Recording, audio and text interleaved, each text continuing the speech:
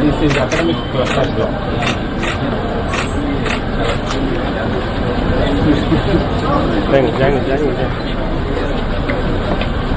So this one is industrial sector. Photo I showed at that time, sir. Photo I showed you.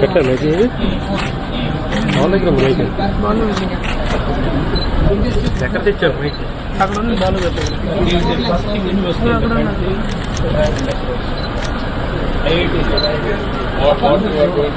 Balu Balu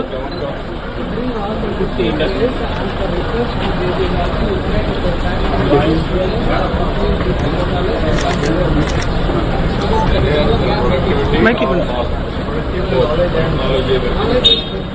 sir mic mic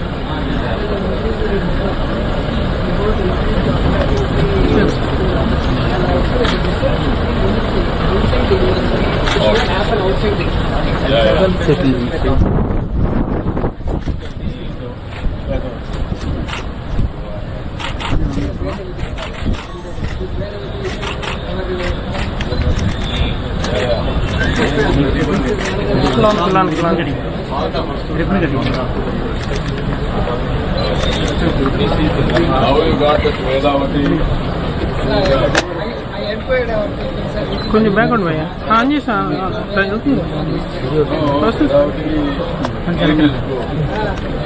పెంచుతాను Godavari.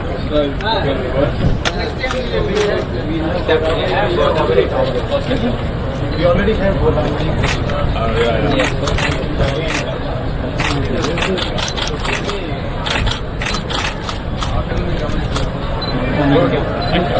పైన వస్తుందా sir లేదు general next ఎటు Very nice. That's good.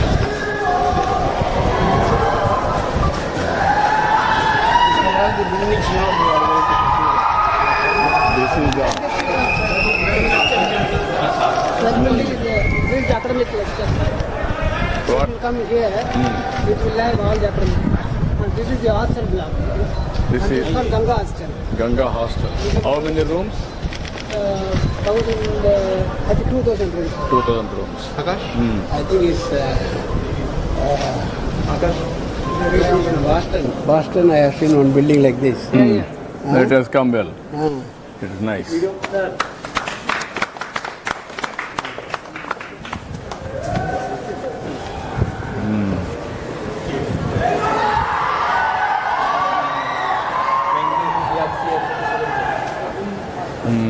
This building, this is one, this is second, another 2, 3, third one. This is This is called Vedavati hostel. Vedavati Hostel, And this one, and this is called Ganga Hostel, And this is the industrial park. the Industrial Research Park. This is academic cluster. This will come here in the front.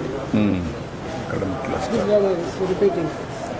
Then how much time you are going to complete? In 3 years, we will complete all these things.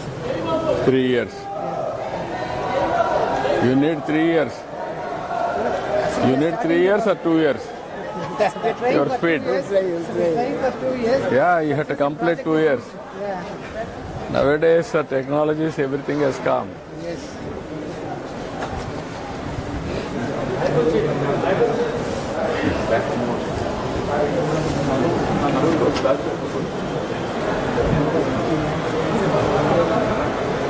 This campus is going to be definitely the landmark for Amaravati capital.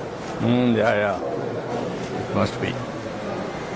Sir these are iconic buildings of Amaravati as of now As of now, buildings will come now. You are going to see.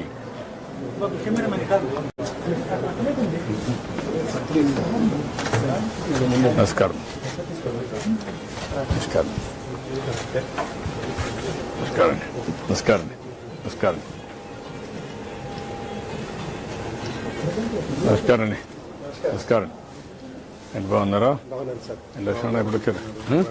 బిల్లో ఉన్నారు member bits పిల్లలు ఇక్కడ vice chancellor గారు కలిసేవాడిని కలిసినప్పుడల్లా మీకు చెప్పేవాడిని మీరు పెట్టిన seed ఎంత వరకు వచ్చింది అని చెప్పి ప్రతిసారి రిపోర్ట్ చేస్తాను. Advisor thank you. నమస్కారం అండి. Deans and directors come sir, no problem.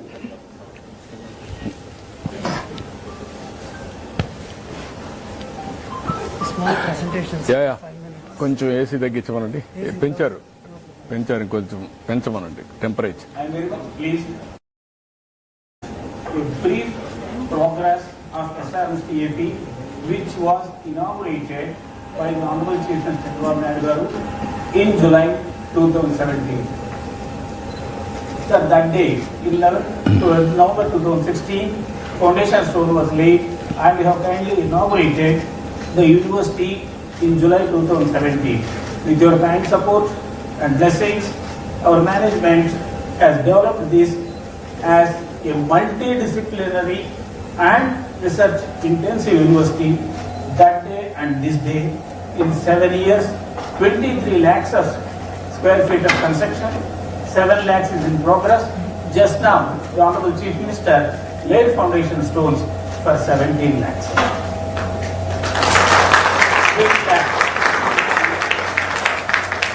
Total how many lakh square feet? Sir, in this campus, it will be After 70 lakh complete. square feet. 70. Sir, in this campus of 100 acres, we will have 17 lakh square feet. 70? 70 lakh square feet. 70. 70. Land area is covered 76 acres, only covered. Sir, this is aerial view of the present with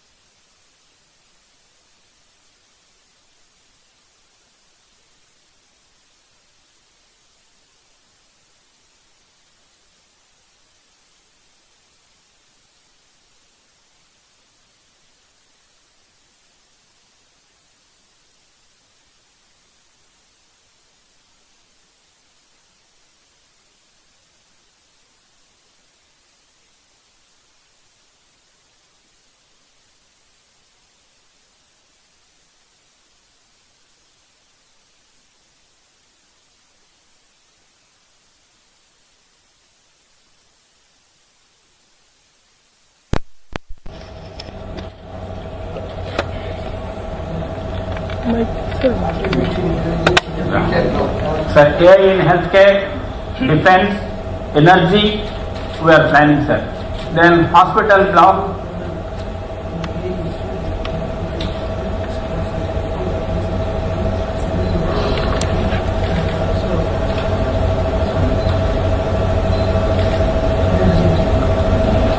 medical and health sciences, hospital block, student center,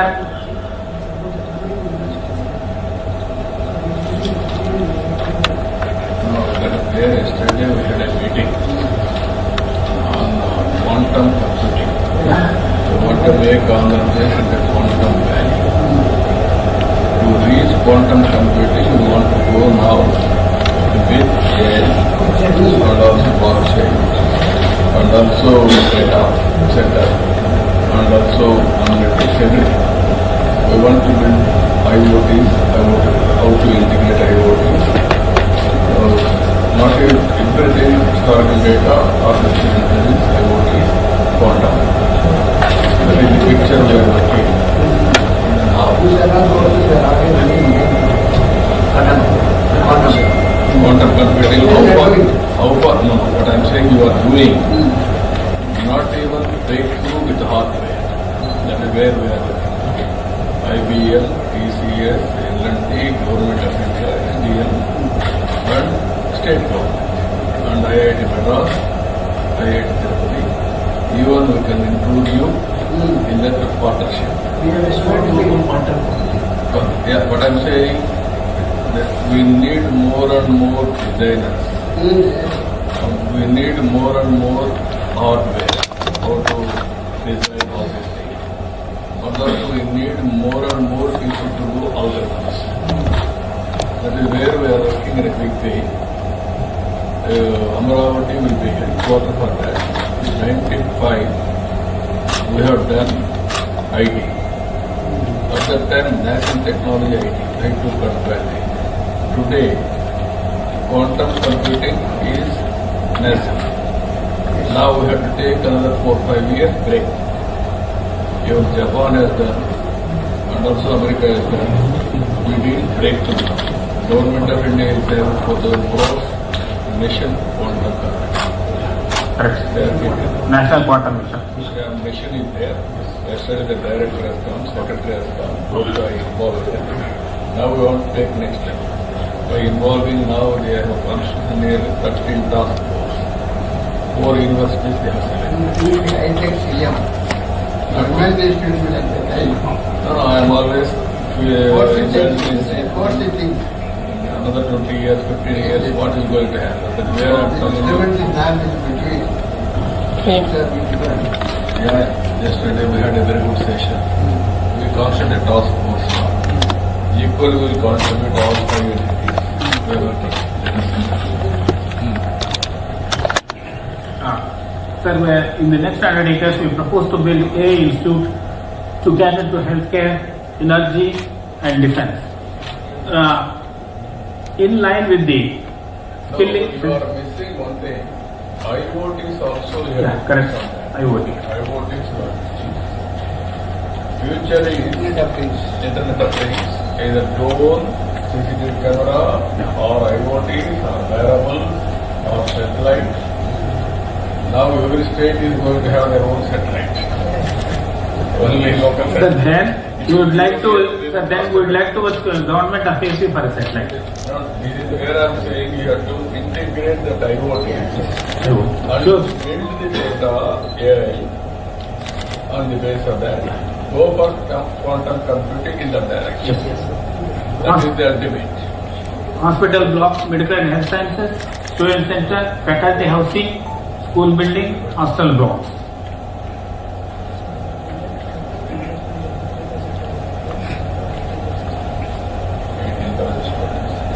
Sir, here, in the next 100 acres, we propose to provide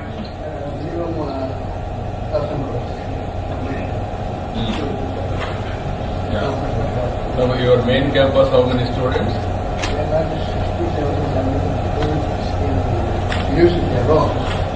Group, we have done more than a lakh. But there are 60,000 campus, single campus.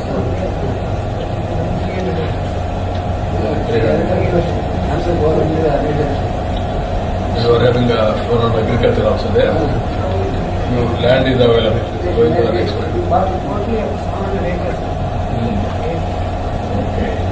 Sir, we wish to provide 100% residential accommodation for students and faculty as is being done in IITs, IIS, IISc and IIMs. We target to reach steady student strength of 21,000 by 28-29. And floor area ratio for institutions is 0.7 in general.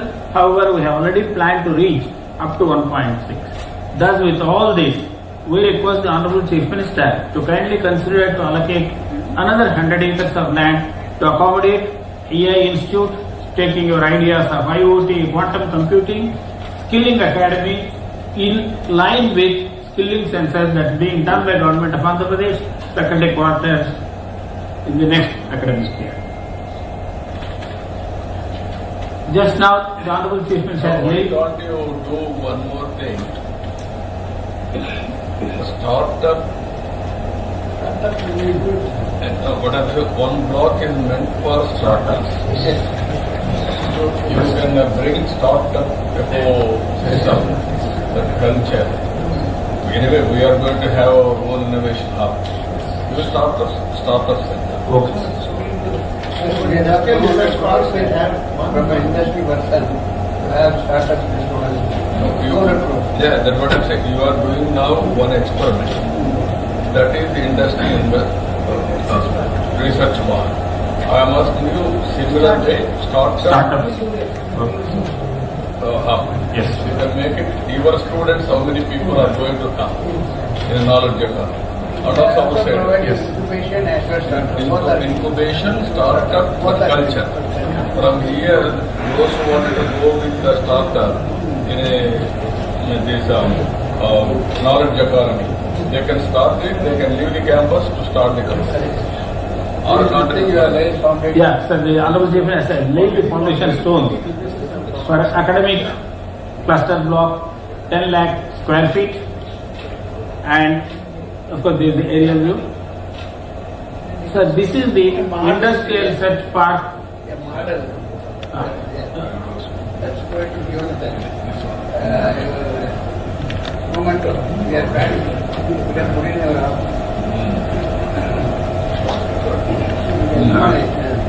Sir, as I told you, we are planning to set up industrial research park, unique university in the country. To have industrial research park, 4 lakh square feet, we are trying to bring 50 industries in the next 3 years. We already had discussion with Rolls-Royce, Bosch, as well as Reliance and Greenco for green hydrogen corporate lab. This is the Vedavati hostel. No, here, as on today, you are able to do some research on green hydrogen. Yes, sir. I'm saying you are doing research. Sir. I am asking you green hydrogen. Yes. What is the break? Yeah. Sir, presently our faculty members have designed and developed electrolyzer to produce green hydrogen in the lab scale. We are going to scale it up in the next 6 months. Why can't you have one school only for green? Correct. Sir, I am coming to that. Perfect, sir. You have suggested. Okay. solar energy. This is the Vedavati block. Solar, wind, and then pumped energy, battery, and green energy, downstream industries, green hydrogen, green ammonia, not only one. Yeah. Biofuel, everything. Green ammonia. Sir, our university governing body consists of eminent scientists and academicians from India and abroad, including Nicholas Dix, who is the Chancellor of University of California, Berkeley, Pradeep Khosla, Chancellor of University of California, San Diego. Sir, he is the well-known expert in the world for AI. So, he is also with us. Yeah. And also Prasad Mohapatra, Professor Andrew Hamilton, President of New York University, and several others. Sir, our University Research Board is chaired by Dr. Saraswat, Honorable Member Niti Aayog, and quite a few others. Once in a year, they meet and give directions for us to carry out research in frontline and emerging areas. Sir, we organized several international conferences. One conference was held in July 2018, for which Honorable Minister Nara Lokesh was the chief guest. And sir, SRM Amar Raja Center Energy for Energy Storage Devices, established in collaboration with Amar Raja Batteries. As you know, the leading battery manufacturer in the country, they are working with us for development of cost-effective batteries and also fast charging of lithium batteries. Sir, we have started School of Engineering and Sciences Paris School of Business, Israel School of Liberal Arts. We want to have this as a holistic university. We offer programs BTech, MTech, BBA, MBA, BA, BSc, BCom, MSc, PhD and postdoc. No, as on today, you are not doing a hybrid model offline, online degrees. Online we are doing in which percentage? Why can't you do it online, offline, hybrid model to further boost knowledge as a country? We have all the infrastructure for that. We have just completed our 7 years, so we are now applying for accreditation in 20, which will allow us to do all kinds of degrees in all modes. Online as well as hybrid. Yeah, online, hybrid, both. If you can do that. Yes. Here I want to request you one more thing. Future is green energy, downstream industries. Number 2, natural farming impacts our health. That is where we are leading now. Natural farming, how it is going to impact. Already my aim is by 29, 50 lakh acres will be huge jump. Board, this will be the best part. Now we are going for certification on traceability. Certification on traceability, so that reliability is anywhere is there. That is it. Ultimately I wanted to, you will also help me. I want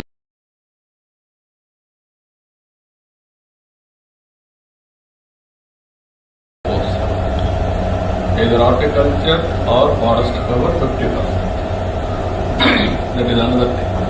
By having 50% green energy, natural farming, I want to measure the temperature. Yes. Tremendous reduction on temperature, global warming, and also I want to go air quality. How to do it? Amaravati will be the best city for that matter. I want to do under air quality, temperature, soil moisture, real time, and also water levels, real time, reservoir water levels, wind direction to control pests. We also launched satellite. Satellite, then what is 2011, it's still working. That is the carbon dioxide on the CO2 minus trace gases. No, how we are doing, I want to develop one satellite for Andhra Pradesh alone. Okay, sir. For measuring all this. Sir, SRVP volunteers to develop the satellite for Andhra Pradesh. I'm sure our management. Yeah, I will create competition for you all. Sir, Dande also. No, satellite at that time. you are having more flexibility. You have to work in that direction. Now we have to come. Sir, Dande also I told you. Yeah. Sir, today SRMAP is #1 university in this state, and we assure you, we commit to be #1. No, what I am saying, you have to compete always. Yes, sir. Yes. There will be a lot of competition. Sir, that makes us more competitive. Well, sure, sir. Actually, that thankful for your university to convert the state into green. Yeah. Thank you very much for that. Thank you. And There, pharma also, you have to go Yeah. one school for pharma also. Farm. Medical college. Medical college and allied health sciences. medical comes. Yeah. Yeah, integrate with IT and pharmaceuticals, formulation. Yes, sir. Sir, we are able to attract students from 31 states and union territories, and also from 24 countries.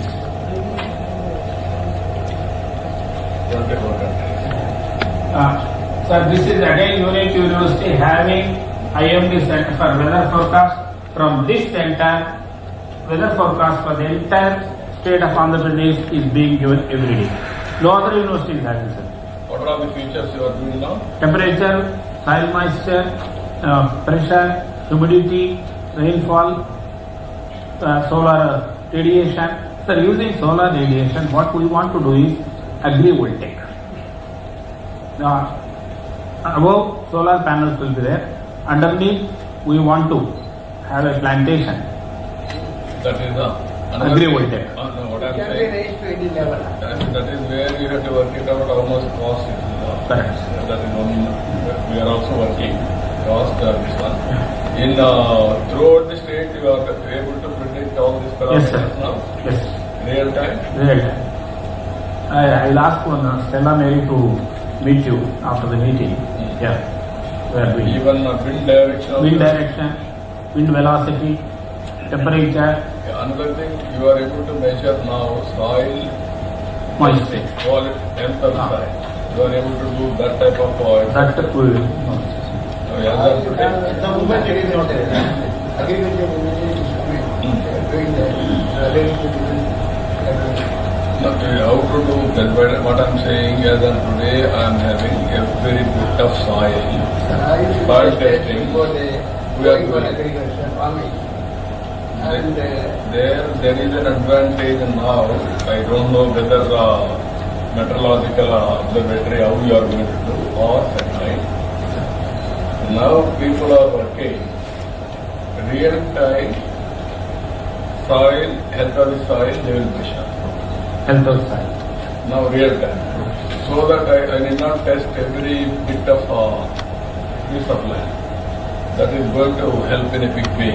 So that I can enrich suitable to the crop. What is the deficiencies I have to correct? Real time I can correct. what kind of manure you have to use for it. Hmm. Manure and stuff. Yeah, when you See, unless you know the right health. I wanted to go now, you are all talking, this is where I am thinking. Body needs nutritious food. Food as a medicine, kitchen as a pharmacy. Field is ingredients provider. That is where I want. Caption for the day. This is where I am working. Every person will have clinical test, blood test once in 3 months, if necessary, or once in a year. Basing on requirements, you will have nutritious foods. Balancing carbohydrates, protein, fat, or vitamins, everything. That is the future.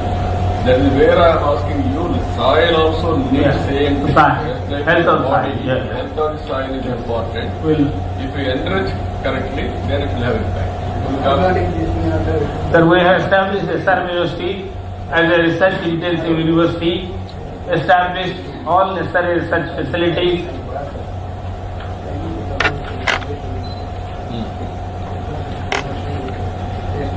No, it is very I am going to get Yeah. Go, sir. Then go. Sir, our faculty and students have published more than 3,000 publications in highly reputed journals and also about 500 patents. While is doing this, we are now processing it. They are processing it. They can be Sir, one of our students, Dipti Diwanji, she got Arjuna Award. Sir, this is a landmark collaboration agreement between SRMAP and School of Computer Science of the world's prestigious Carnegie Mellon University for establishing AI research lab here covering healthcare, energy, defense and IoT. All disciplines they are coming Carnegie. All including the AI disciplines. Wherever AI is No, but all they are having twin certification also I got to go. Internships. That's good. Sir, we have How many higher education partnerships with several international universities. Association now. Yes, sir. How many universities? Active participation. Yes. 100. 75 Premier, how many you are having? That means top 25. The Carnegie Mellon is now there, sir. Top 25. The other one which is on the annual is MIT Design.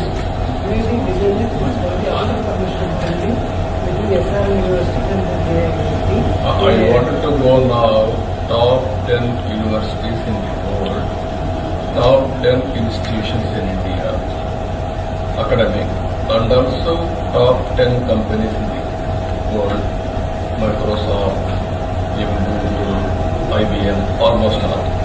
Ultimately, I want to create the best future with emerging technologies. That is where I am asking. Sir, for good and committed students, now SRMAP is the preferred destination and all of them get placed. The highest salary being 55 lakhs per annum and the average salary is 9.2 lakhs. Sir, we have established several centers of excellence, therefore cast SRM Amaraja, and in association with Tanishq Jewelers, we have set up a center for pioneer institution gold and silver. In fact, the Honorable Minister Nara Lokesh wanted our involvement in establishing gold cluster at Mangalagiri. And a few centers were establishing. Okay. Sir, coming to your Simple. favorite subject, sir, green hydrogen. As you know, the Honorable Prime Minister has unveiled National Hydrogen Mission to make India emerge as a global hub for green hydrogen, and the target is to produce 5 million metric tons of green hydrogen per annum. In line with NHM, In Government of Andhra Pradesh. Keep in mind in that 160 Yes, sir. gigawatts are producing in Andhra Pradesh. One Yes. is from Andhra. Correct, sir. Green hydrogen, Yeah. all this. Yeah, in line with that, Government of AP has put up a target to produce 1.6 million metric tons of green hydrogen per annum. Aligning with the objectives of National Hydrogen Mission and integrated clean energy policy of the Government of Andhra Pradesh, we are setting up a center for green hydrogen generation, storage and applications in association with Reliance and Greenco. Sir, we will be having a green hydrogen summit sometime in June 2025. Dr. Saraswat is chairing and guiding us in organizing the summit. We request the Honorable Chief Minister to inaugurate that summit. Sir, also we are establishing a few centers in emerging areas such as Center for Quantum Technologies, Center for Interplanetary Exploration in association with ISRO, Center for Semiconductor Technology and Design, Center for AI and ML. SRM Medical College Hospital, it will have a 1,000-bedded hospital to provide affordable health care to the community in and around Amravati and the region. Also, the institute will focus on development of medical devices in association with AMD that which we have established in Visakhapatnam.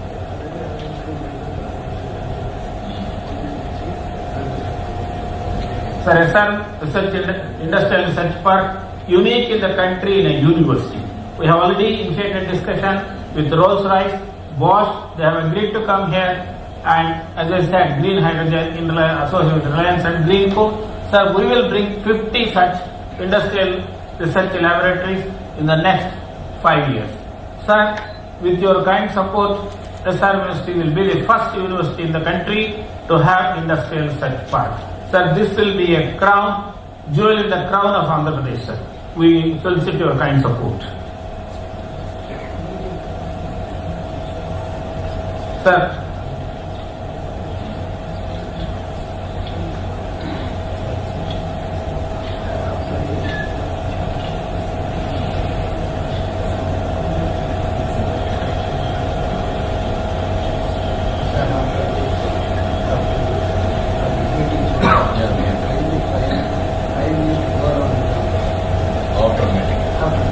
After meeting.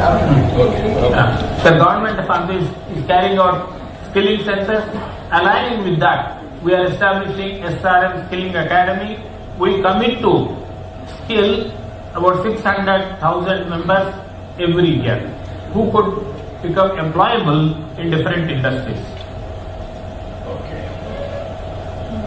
Okay, land we have discussed. Now, Sir, make it a skill 10,000.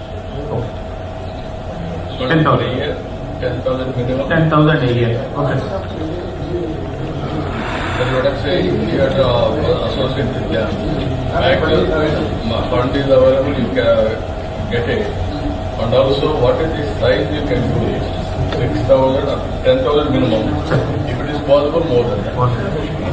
Sir, first year we will plan for 10,000. Yeah. Based on the experiences, next year perhaps So 15,000. your institute is going to work regional centers of necessary attached to Amravati.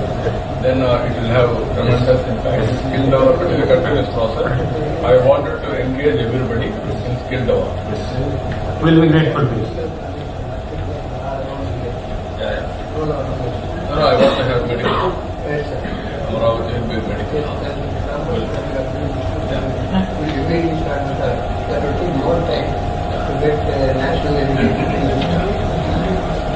Sir, a few requests we have to the Honorable Chief Minister. Land we already discussed. LXT, we want additional 5 MVA. Sir, currently we are getting 300 KLD of water from CRDA. We need 3,000 No KLD. problem.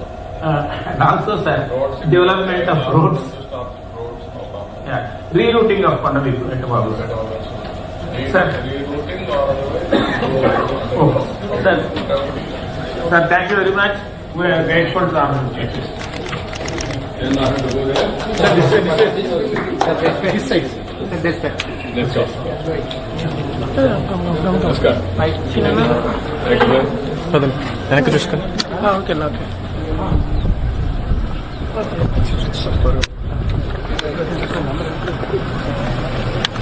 Endoro.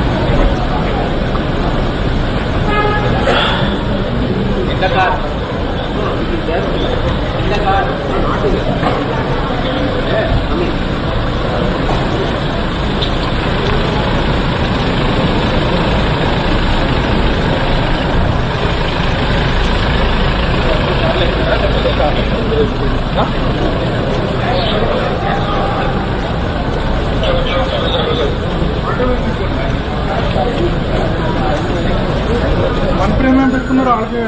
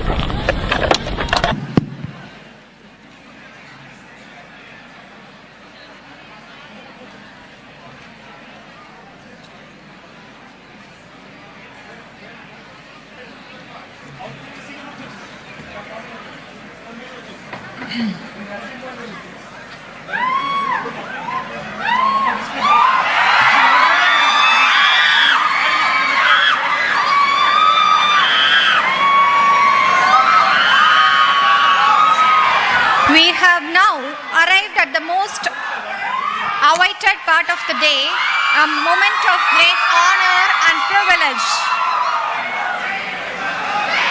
With immense respect and reverence that we welcome our visionary leader, a pioneer in governance and the driving force behind innovation and development, the Honorable Chief Minister of Andhra Pradesh, Shri Nara Chandrababu Naidu Garu.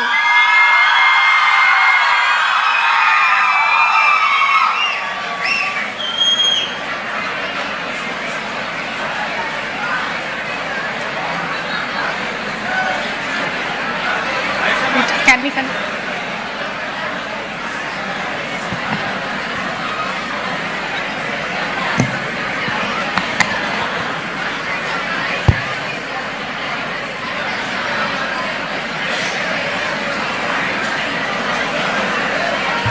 Voice.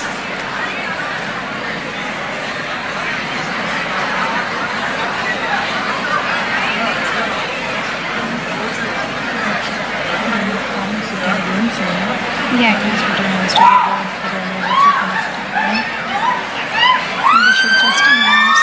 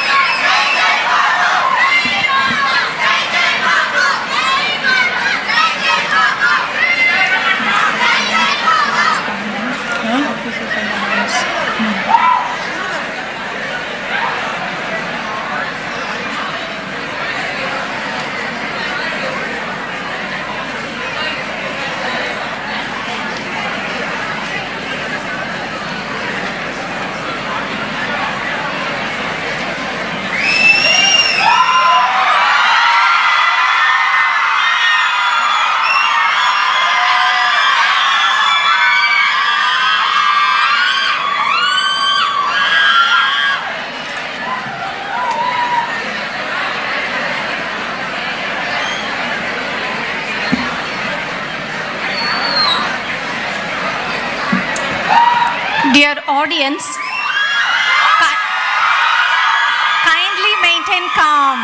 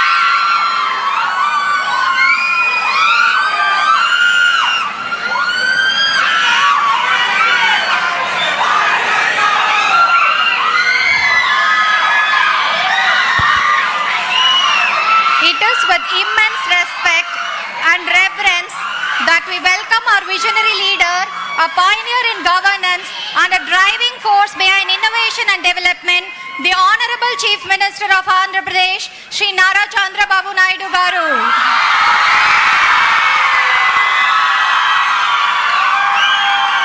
His dynamic leadership has transformed Andhra Pradesh into a hub of progress with remarkable strides in technology, education, infrastructure and sustainable growth. His vision continues to inspire countless individuals and shape the future of our state.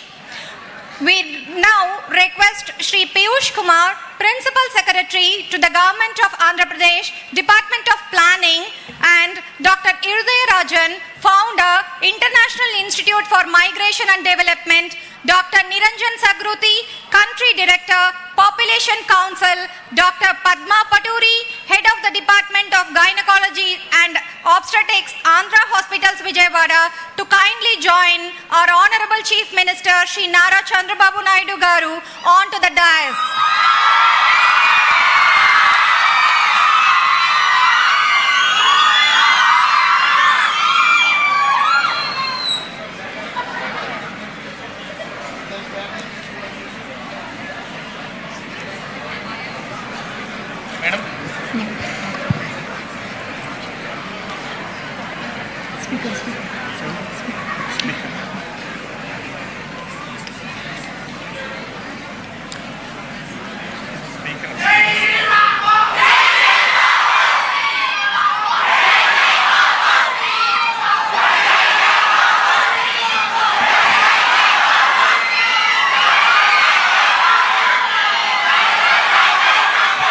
May we now invite Shri Piyush Kumar, Principal Secretary to the Government of Andhra Pradesh, Planning and Finance Department, for a briefing our Honorable Chief Minister about the deliberations of today's discussion.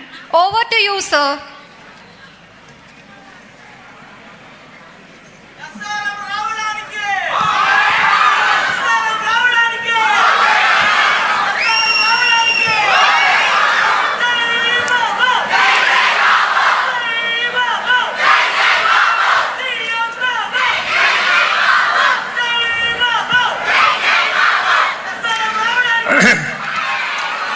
A very warm welcome to all the participants, all the dignitaries on the dais. If you can settle down, we'll start the program.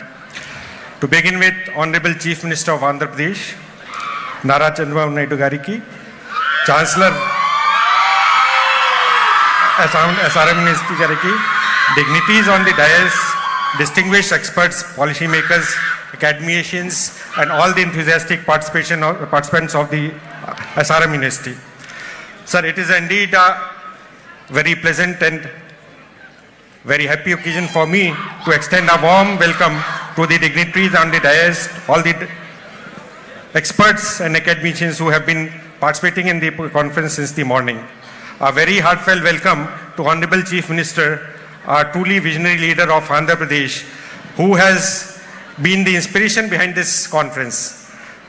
For last 3 months, he has been asking about taking various views, giving the directions to the planning department, to the health department on this very important topic on the population management, which is very close to his heart. In our Chief Minister, we have a very visionary leader. Few have the vision, the clarity to see the future, and still few have the acumen to show the path to achieve that future. This is something we have witnessed in our early careers also in the combined Andhra Pradesh. Vision 2020, when Honorable CM had given the call, at that time, sir, I recall, as a student, the 5th generation computers, we knew basic and forgotten very minimal things about it. But it was the vision of the Honorable Chief Minister at that time that he said that entire government functioning has to come on the e-office. And the result was that in Andhra Pradesh, we achieved e-office at least a decade before than the other states and in the country, in the whole country. While the other country, in the entire central level, e-office came in 2012. In Andhra, we were already doing it in 2002. Similar is the case with many other fields in the combined Andhra Pradesh, whether it is telecom policy, whether it is the PPP policy for road development, for the Shamshabad airport development, or the education policy. The generations who could take on to IT and who are leading the diaspora in the US is a witness to that acumen and that foresight. With that foresight, the government of Andhra Pradesh had embarked upon a population management policy in the 90s, which we saw the results very quickly. It is striking to note, that in a period of 2 to 3 decades, 20 to 30 years, the fertility rate was achieved, which is better than many of the Western countries. So we have at 1.5% fertility rate today. It was an overaction at that point of time. But the 21st century calls for a very different action points on the demographic profile. Honorable Chief Minister, in this session, when he started, like Vision 2020, he has given us Vision 2047, which is aligned with the Government of India, Viksit Bharat. Padi Sutralu ani cheppi, what should be the direction that for a healthy, wealthy and happy Andhra society and Telugus, what is the pathway the Honorable Chief CM has shown us. But to achieve that, it is very important that population management policy, we strike the correct note and there is a correction that is required. Sir, with your inspiration, today we had a complete full day workshop on this topic. There were 2 knowledge sessions followed by 2 panel discussions, sir. Experts from various walks of life have dealt with the concept in a holistic manner, whether it is social aspect, the economic aspect, the political aspect, the other nuances and cultural aspect, also the health, the current environmental issues which are impacting the population demographic also was discussed. The global practices in some countries and what has been the impact was also discussed. Some of the striking points which have come out of the deliberations today are listed here out. AP has been experiencing a fertility rate which is much less than the many European countries. High rates of C-sections, hysterectomy and female sterilization is one of the key concerns that faces us today. In fact, last session there was a very active and live discussion on the topic where it was said that why should sterilization be so high and what are the policy changes that are required to address the issues. Similarly, in various sessions, the various social aspects, the economic aspects and also the impact on the labor workforce participation, the demographic aspects of the concept were discussed. So this deliberation, as inspired by you, was to take the key points. We are making a working paper has been prepared today, and basis today's discussion, we will be preparing a draft paper which will be put to the public domain for further discussion and consultation with the public in the month of April. And with that, we hope to come up with a very robust population policy, management policy, which will address some of the corrective measures that are required given the challenges that we are going to face in the coming years on this count, sir. With that, I thank the audience and all the participants who have made a successful contribution to the deliberations today. And I will request for a very short brief for each session by the various session panel leaders. Thank you, sir. Thank you, sir. As we move forward, it is essential to reflect on the key insights and discussions from our sessions and panel discussions today. To provide us with a brief summary of the deliberations, we now request our esteemed session and panel moderators to share their key takeaways and reflections to the Honorable Chief Minister. We first request Dr. S. Irudayarajan, Founder, International Institute for Migration and Development and moderator for the first session on Shift in Demographic Trends, Understanding Causes and Impacts, Andhra Pradesh and India, to kindly share a brief summary of the discussions and key insights from the session to the Honorable Chief Minister.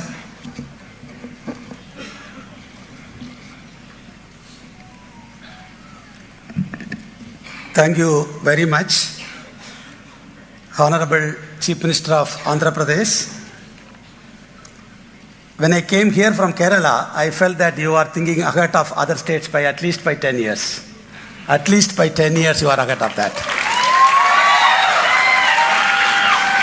And when I left Kerala, somebody asked me, what is this conference about population management? Why Andhra is doing? I think all states in the country will take a lead in organizing a population management conference because demography is going to change the future of every state. I think you have taken a lead. I think all other states will follow it up.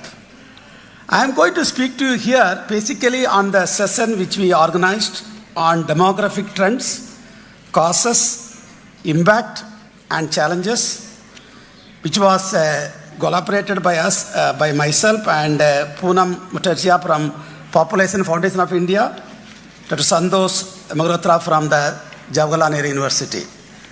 I am going to give you some 10 points for us to think more on this, particularly on demography. After the new state came in 2004, you were the Chief Minister of Andhra Pradesh. And still after that, we have no database to understand the real demography of Andhra Pradesh.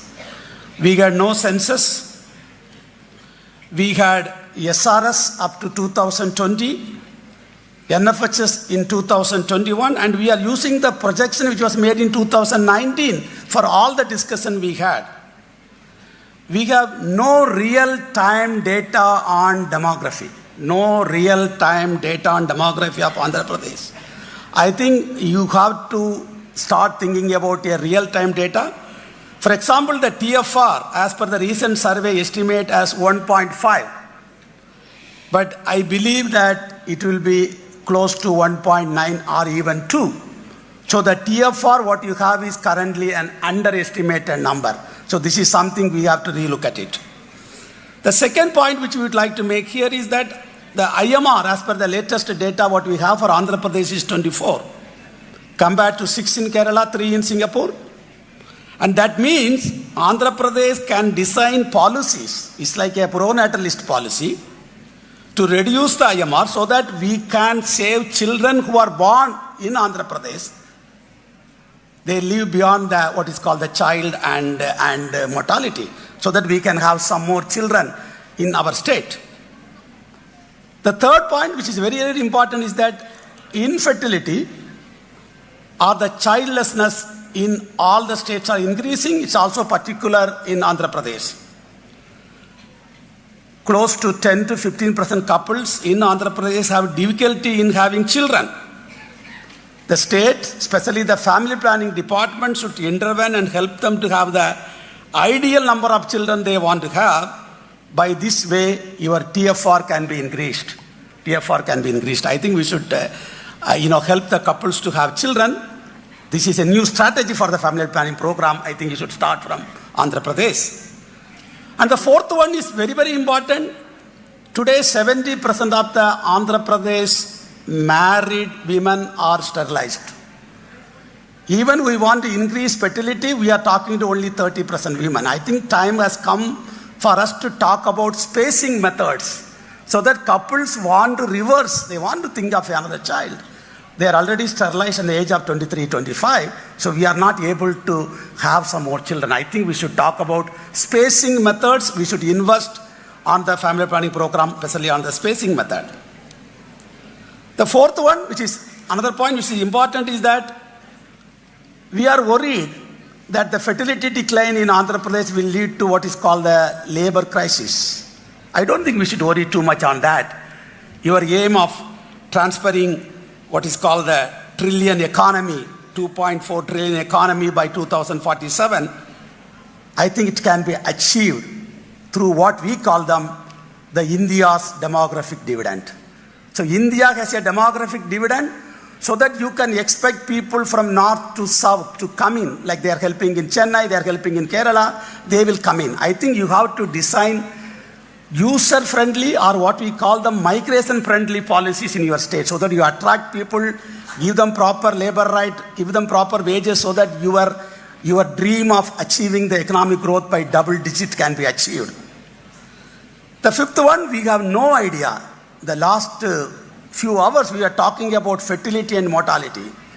Please remember, all of us we should remember, migration is also one of the component of population change.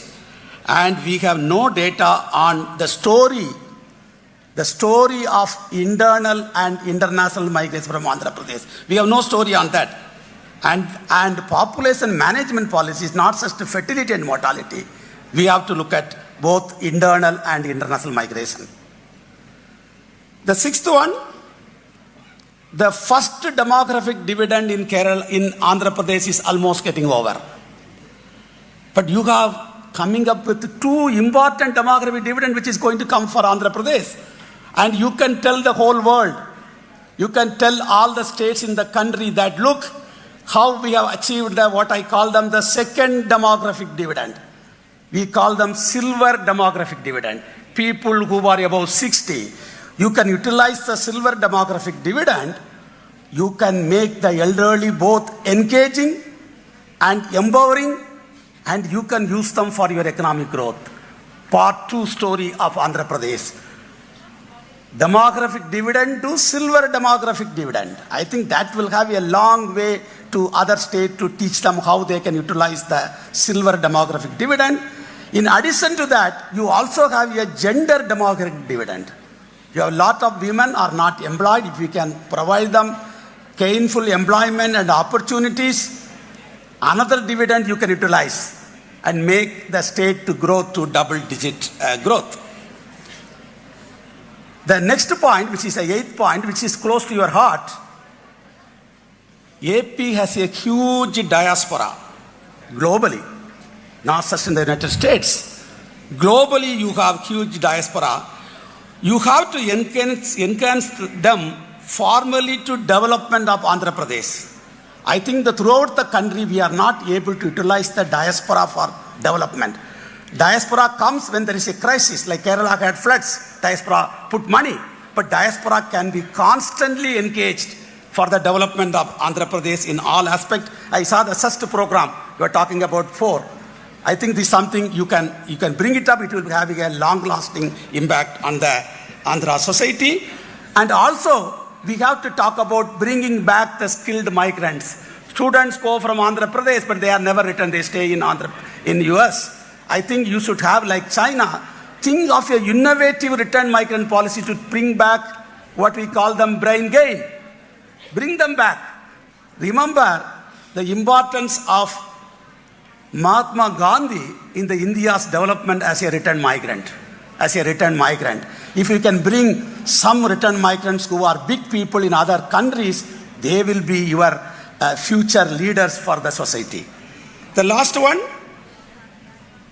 due to the decline in population, not just in your state, all the states in South India, we are affected by the financial transfer in the Finance Commission. I was sitting with the Finance Commission members.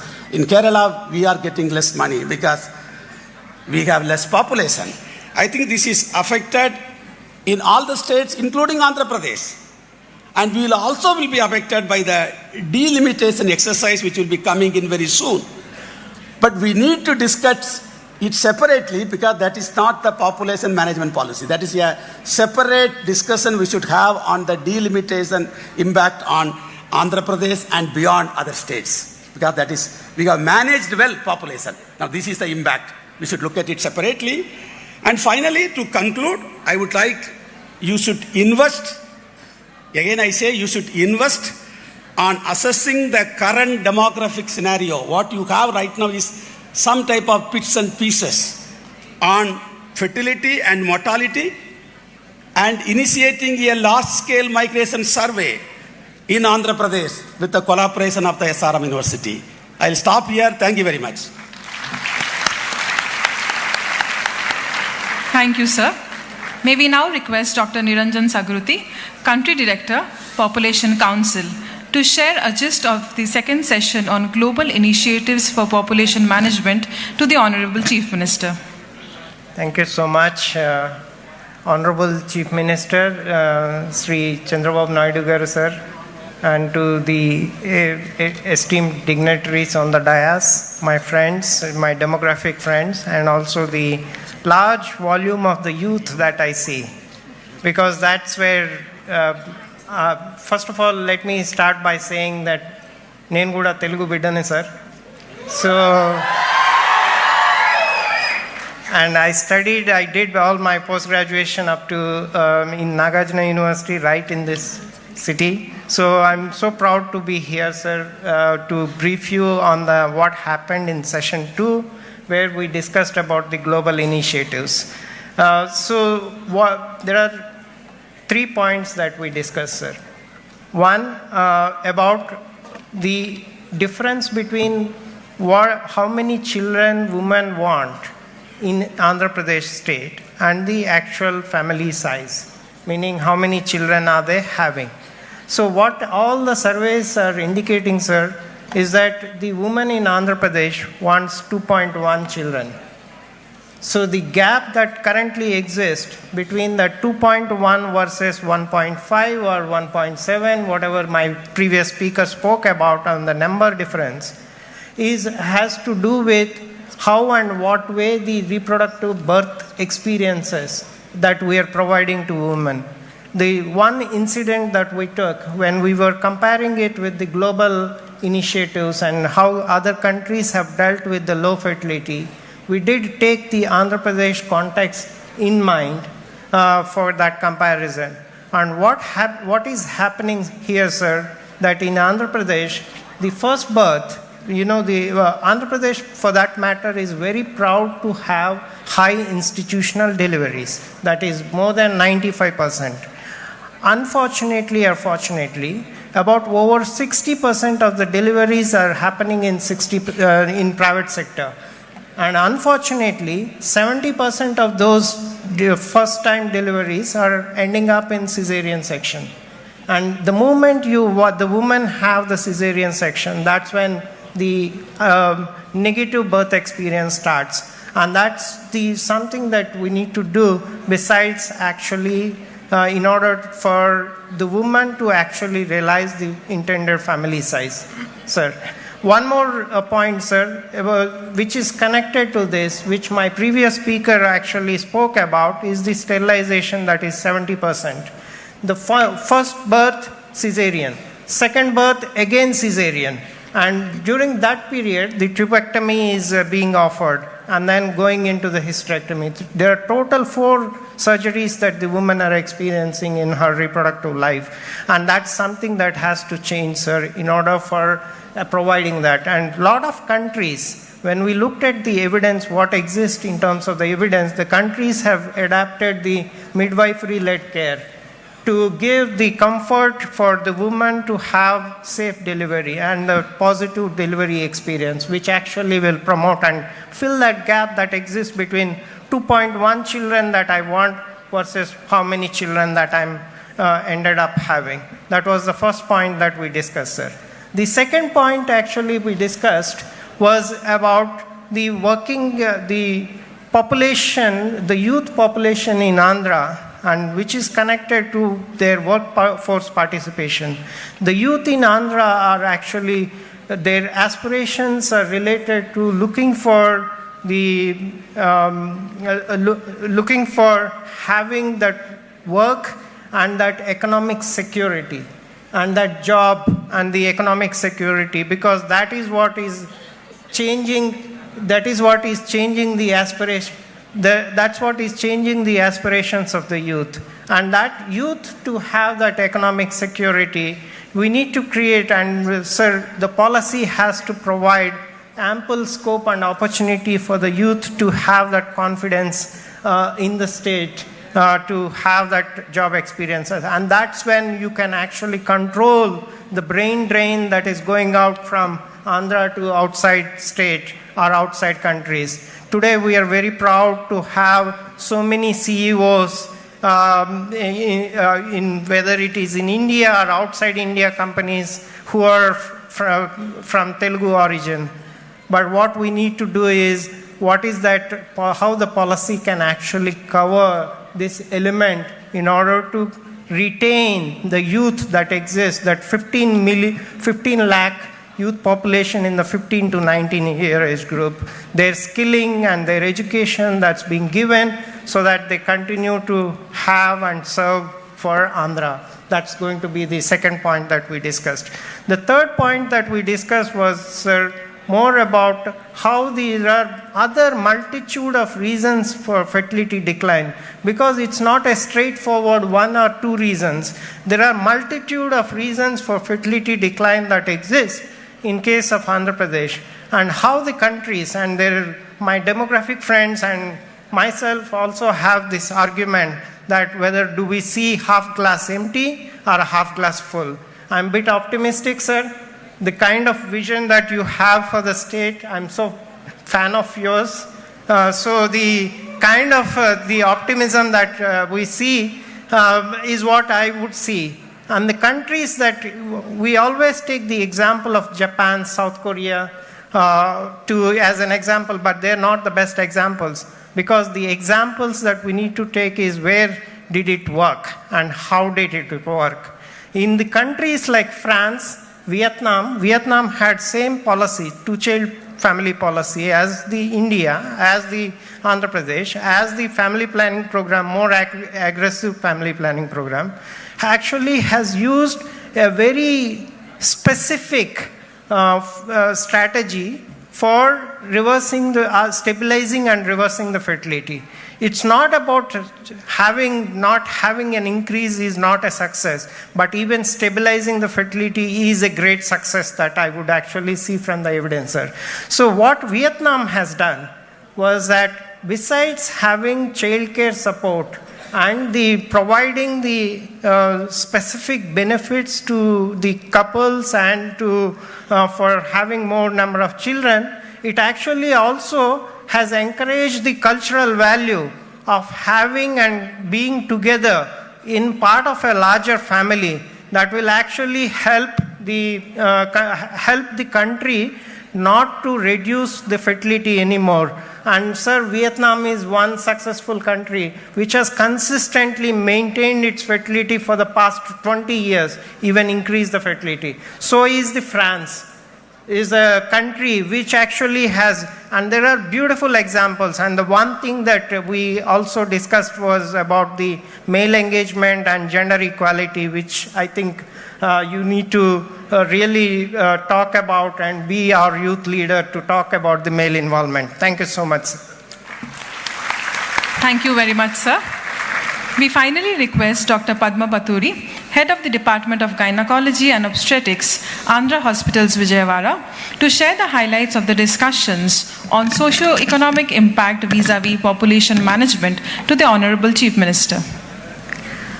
Honorable CM Sir, it's my privilege to be able to speak a few words regarding maternal health in this conference. And with regards to healthcare in Andhra Pradesh, it is quite evident that healthcare infrastructure is in place, but real challenge is in execution and delivering the quality of care. AP stands as fourth best for low maternal mortality, well below the nation's average. This we have achieved by our very high institutional deliveries, which is 97% of our deliveries happen in institutions, which is far higher than nation's average. And early pregnancy registration at primary health centers and Anganwadi centers, and in the registration in the first 12 weeks of pregnancy, over 85% of our women are registering. This means that they will have a very early assessment of the pregnancy, which is like to determine which is the high risk pregnancy and how many antenatal visits they should have and what antenatal care they should receive and which cases have to be referred, etc. And also we have a very good maternity benefit system, and our ambulance services, the maternal emergency care services have been very good, and the use of technology, to say the least. Still there is scope for improvising this, and a detailed discussion is beyond this the timeline. So the three important areas I would say is to improve maternal nutrition. Maternal nutrition in the sense of not just providing iron tablets and folic acid tablets, it's to give them a diet chart, it's to get our dietitians or senior professionals to go and speak to the pregnant women in the community and to screen for anemia, and half of our pregnant women are anemic. With the maternal mortality of so low, we're not doing that great with maternal anemia, and anemia in pregnancy is a very, very easy area and it's not expensive at all. It's just the consistency of our ANMs, midwives, Anganwadi workers and ASHA workers to be giving away these iron tablets, and also checking on the compliance.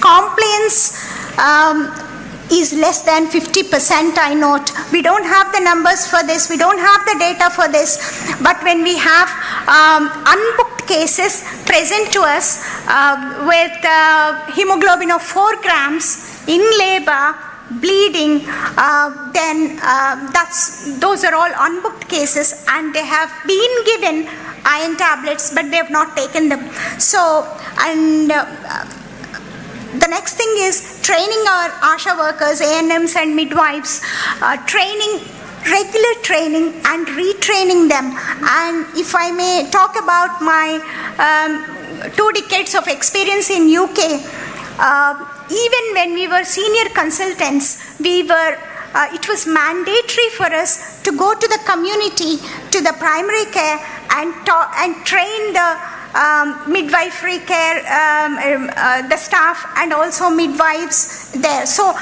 it's just making sure that they have got enough information and knowledge, and checking the data, and then auditing the data, and making sure that at the grassroots level, it's really the policies are working and they're happening. As I said before, infrastructure is great, it's there, it's just the execution.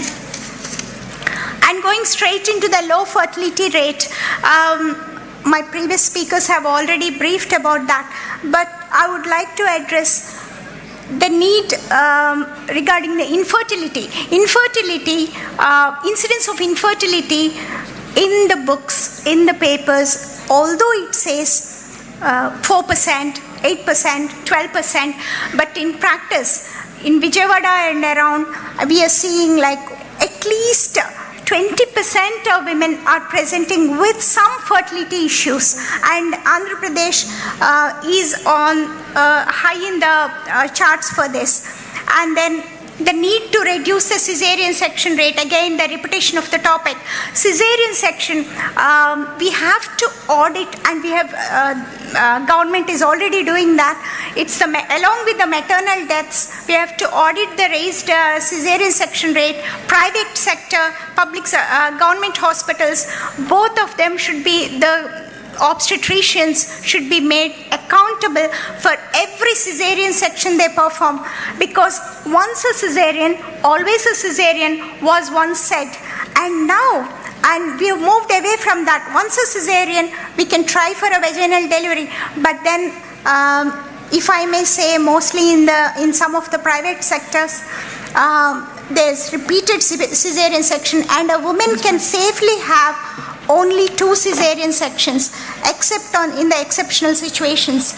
So, and regarding the sterilization, I've never ever, unless in a very rare situation in UK, I've never done a tubectomy during cesarean.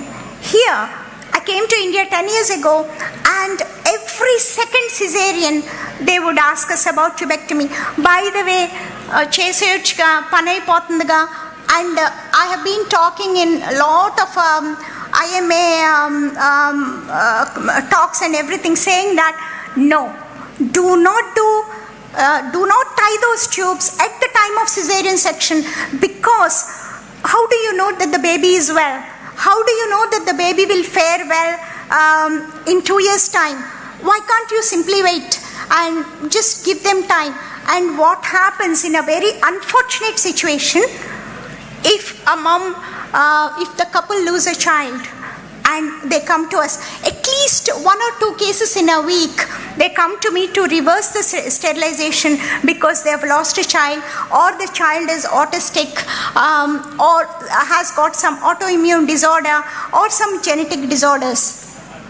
So, discourage tubectomy during cesarean sections, and we can collect this data and audit this data. We can ask the hospitals, along with our maternal death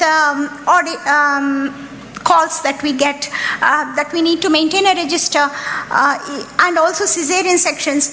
if we can audit the number of sterilizations that are being done along with cesarean sections, then if not for a good reason, then those can be stopped.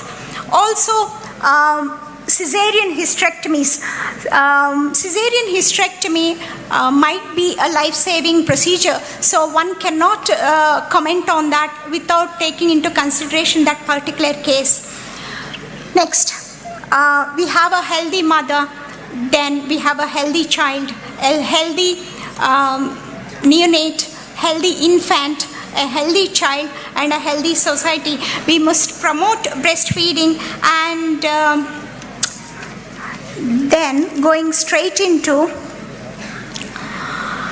how do we encourage, having my psychology cap on, how do we encourage and convince our younger generation to plan pregnancy at an appropriate age, which is like in their 20s or early 30s, without delaying.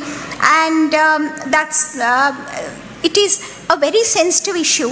We are dealing with very educated and well-informed women here, couples here, and they have the financial freedom, and they would think it's their personal choice. I deal with these young couples all the time, like my daughter's friends and all. They come to me saying that they do not want children just because they don't want the responsibility, but they put it in a very nice way.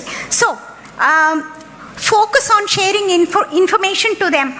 Do not preach. They'll go away. Acknowledge their concerns first, like personal freedom and financial security. Highlight the joy of parenthood. Give examples. Quote positive role models who have chosen parenthood without compromising the freedom. Address their concerns like overpopulation. Give them statistics. And say to them, this will work really well. Say to them, there are increased risk of complications in pregnancy if they get pregnant at 35. They come to me asking for, ma'am, can we freeze our eggs? We can have a baby at 45. So the answer is, we have to tell them, the medical professionals, us, and also as a society, the later you're pregnant, advanced age pregnancy will have may have higher genetic abnormalities. At the age of, I hope I'm not taking too much time, at the age of 20, the risk of chromosomal problems is 1 in 2000. At 30, it is 1 in 1000. At 40, it is 1 in 100.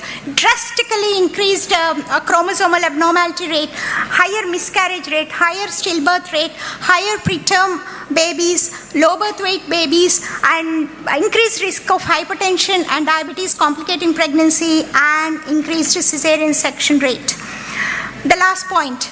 If it's not inappropriate, I would like to bring in my experience in Europe. What it is, we are certainly not lagging behind in advanced medical treatments or surgeries, but there is a gap at community level delivering the quality of care. We do have enough manpower.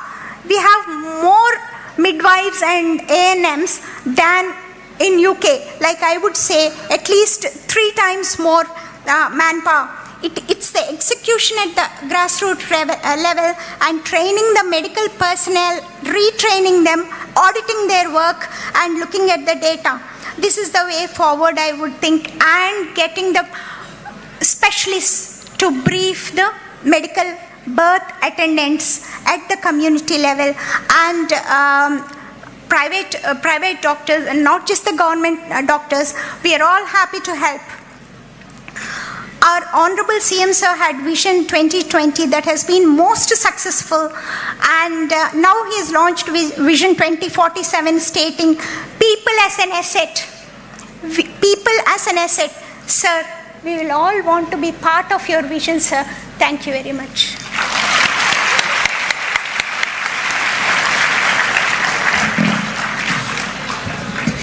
Thank you, ma'am.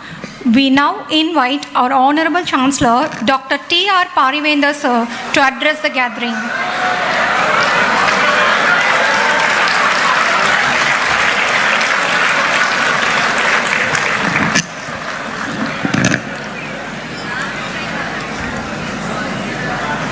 Honorable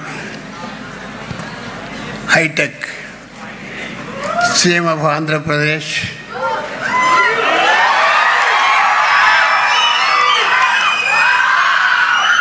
dignitaries on the dais, invitees, participants, and dear students. Today, our CM or your CM was invited to lay foundation of new buildings in this campus. He readily agreed. He did his job. Along with him, I also joined. I thought I am going to be seated in the front row. Somehow he asked me to go along with him, sit on the dais. I asked him, should I speak? Yes. Having come to dais, you have to speak. See here, incidentally, today's topic of your conference is very simple.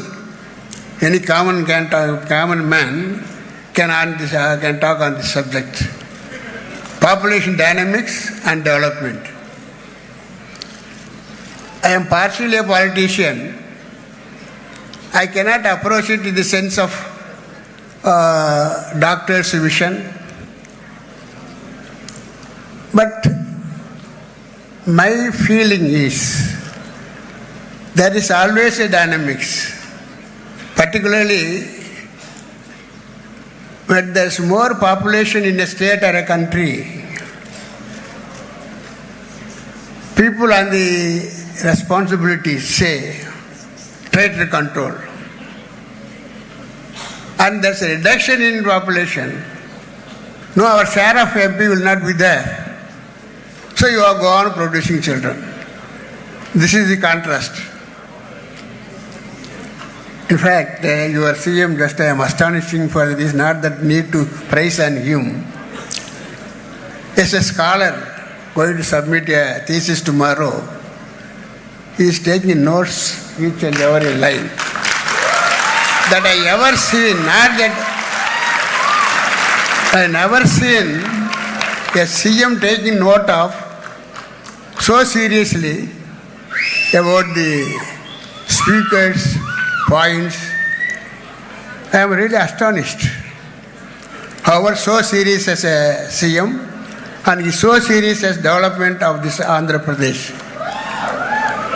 Sir, I told him, sir, I requested him, sir, what is the budget of your state? He never thought I would ask this question. So our budget is 3 lakhs crores. What's your loan? 10 lakh crores.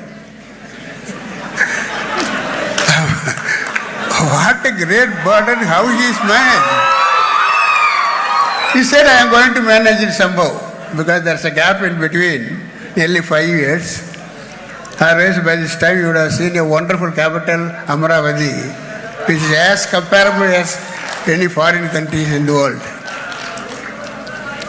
Now, regarding the population, why the population is getting reduced? Nowadays, women are so serious of their fitness. Once they married, they do not want to lose their personality. They are postponing the confinement. That's one part. And another, economic reasons. Economic reasons, because nowadays, what is my salary, my husband's salary? How many children I should have? Or I have to control it? That is the planning. So population control. At the same time, we as a politician should not lose our strength in a state. We say, you carry on, have more children. This is what dynamics. Dynamics is not steady. Dynamics is what movement. So not steady, so once reduced, they are what it. More children again worried because they are able to provide the facilities, housing, medicine, education, as is possible. Somehow we have to balance it. See, our India has got 140 crore population. Just because we have got more population doesn't mean we have to suffer or starve. Every born of this country, they are born with 2 hands. Or not everybody a limb. They are born with 2 hands. So anybody can work, for which the government will always give a support and give directions to see that they are employed. Therefore, the population reduction is because one is birth control, other is not affordability. These are 2 reasons. But instead of giving children birth, once they are born, see that they are comfortably, healthily brought up. That's very important. It's a bad thing losing because that's an investment on every child when they're born. By way of food, milk, and the family support, either by themselves or by the government, they have to support the family. Having supported the family and having children born in a family, we cannot afford to lose them. For that, they have to give proper, healthy support in the sense of health insurance or hospitals maintained well, or having one, no child is going to die at the child level. So these are certain things. The dynamics is always there in the population. Some states are very serious about to maintain it, then balancing it. But as I said, having given birth to children in a state, they should be comfortable and happy.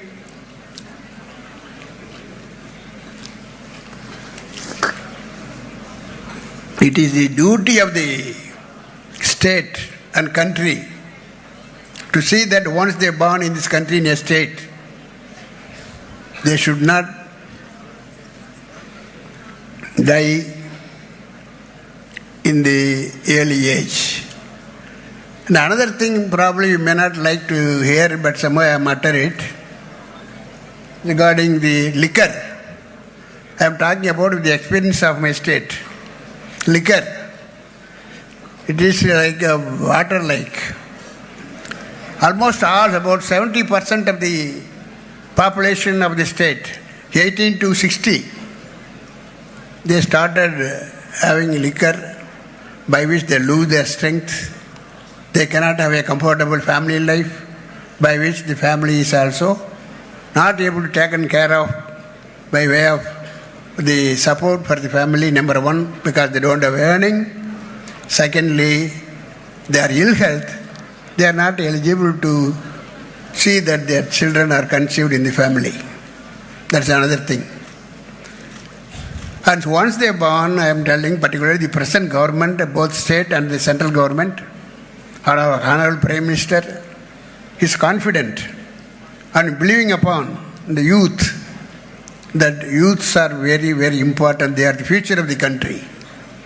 We can't afford to lose them in between. Having born, they have to live here at least 60 or up to 70, 80. When he says that when Honorable Chief Minister asked me, what is your age? I said 85. He has complimented me. Probably I told him the proper answer. I think the correct answer also. Because I'm all the time mixing with the children, college students. So with whom you are mixing or working with, that also gives a longevity. And profession also is a reason for that. Therefore, my serious concern is giving birth is not at all a fault. Having born, see that they are not lose their life in the middle. And further, the bad habits of drugs that spoil the family, spoil the economy of the family, ultimately the consumment of the family, and nobody takes care of their wife. When there's no happiness in the family, where is the question of conceiving children? Therefore, it's a right topic in right time, and I am only invited incidentally without expecting. Thank you very much, sir, for your invitation to speak some few words. And what is your idea of calling me? I don't know. You are also a politician. I am also a politician. I approach it in a practical way.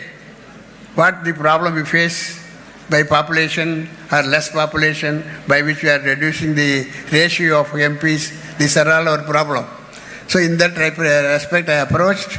However, health is the wealth that can be really taken care of, for which partially the individual family is responsible, and at the same time the state and country is also responsible to see that, as I am told, nearly 20 crores of people going to bed in the night without food. That's one side is also there. This is because of course we are trying to, our present government, both central and the state, they are trying to see that everybody is fed and that our citizens are good. Therefore, these are all the dynamism in population is always there. Of course, there are countries, foreign countries like, I come to know there is somebody from Andhra, I don't know. You have a third child, I will give 50,000 rupees. Bro, you have seen that paper yesterday? Is it Andhra, sir? Yes. No? Somebody, some MP has mentioned. So our state population is getting reduced. So whoever they have the third child, I am giving 50,000 rupees. So that is also to be taken care of. So I am happy that this kind of topic is being discussed in a very serious way. There are professionals here on the stage. When how these babies are not able to be well because of uncared, because of insufficient nurses, and the sufficient doctors are not there. That is also we have to look into. So with this, I thank Honorable CM to give me an opportunity to speak a few words in this meeting. Thank you.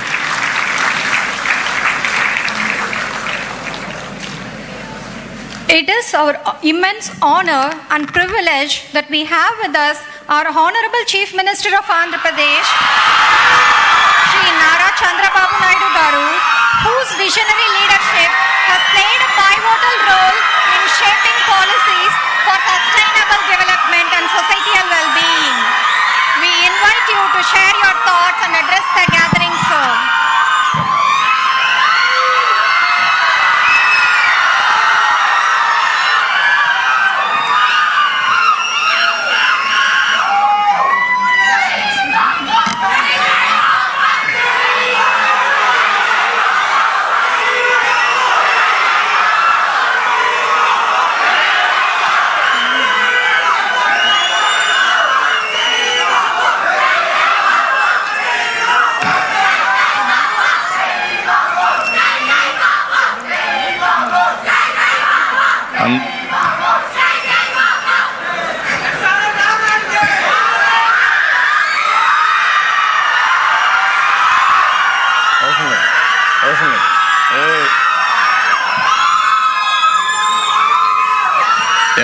ఇక్కడ ఉండే వాళ్ళల్లో ఎంతమంది తెలుగు వాళ్ళు ఉన్నారు? చేతులు పైకెత్తండి. Okay. Other then Telugu speaking people, can you raise your hands? ఉన్నారు. Okay. Good evening, wonderful evening. By seeing all of you, I am getting new energy now.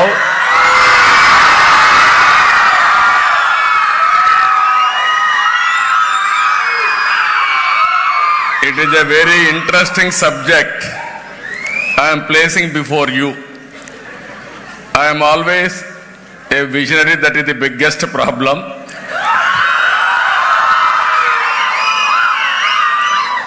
I am visualizing what is going to happen after 25-30 years' time. That is where I started information technology in 1995. Nobody knows about information technology. Nobody used to talk about information technology. Today I am proud to say Hyderabad is the proof of concept.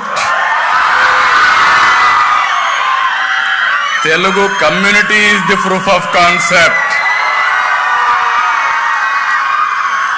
You go to anywhere in the world, there will be Telugu community and Indian community.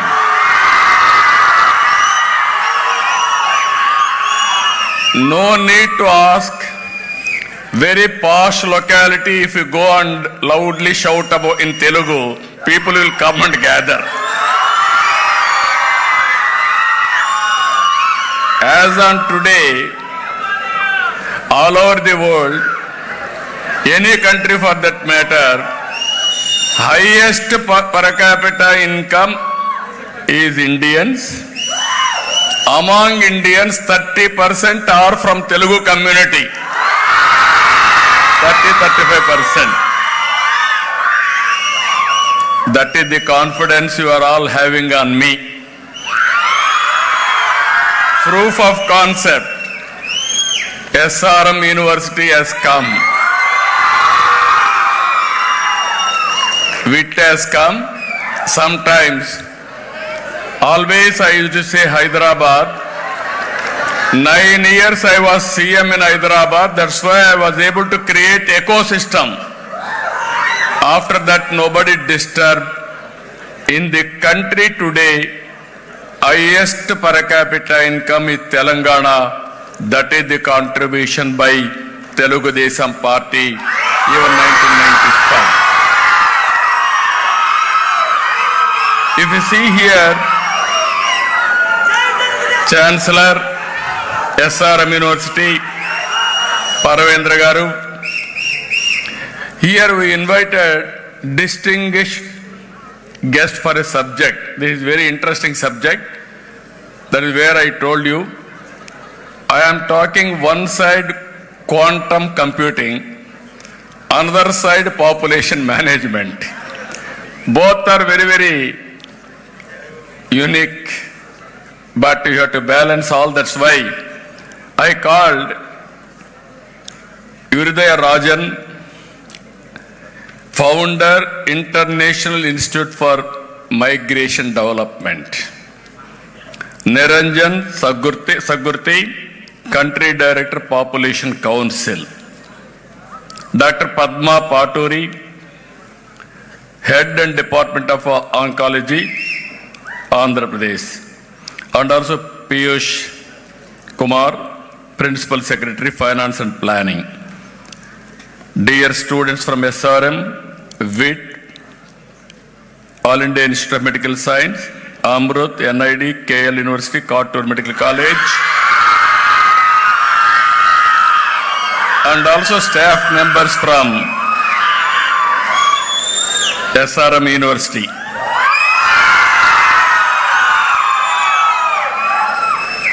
Today, you have heard all our views morning to evening. Different people are approaching differently. Even in here, our friend Rajan has made it very clear. He has left now because he wants to go early to reach Kerala. His opinion is migration. Who are all diaspora if we bring for development. That is his view. I am very happy by hearing all of you. As Chancellor has rightly mentioned, I am writing all their opinions. Sincerely, I am always saying, I am a good listener. I am a student, continuously learning.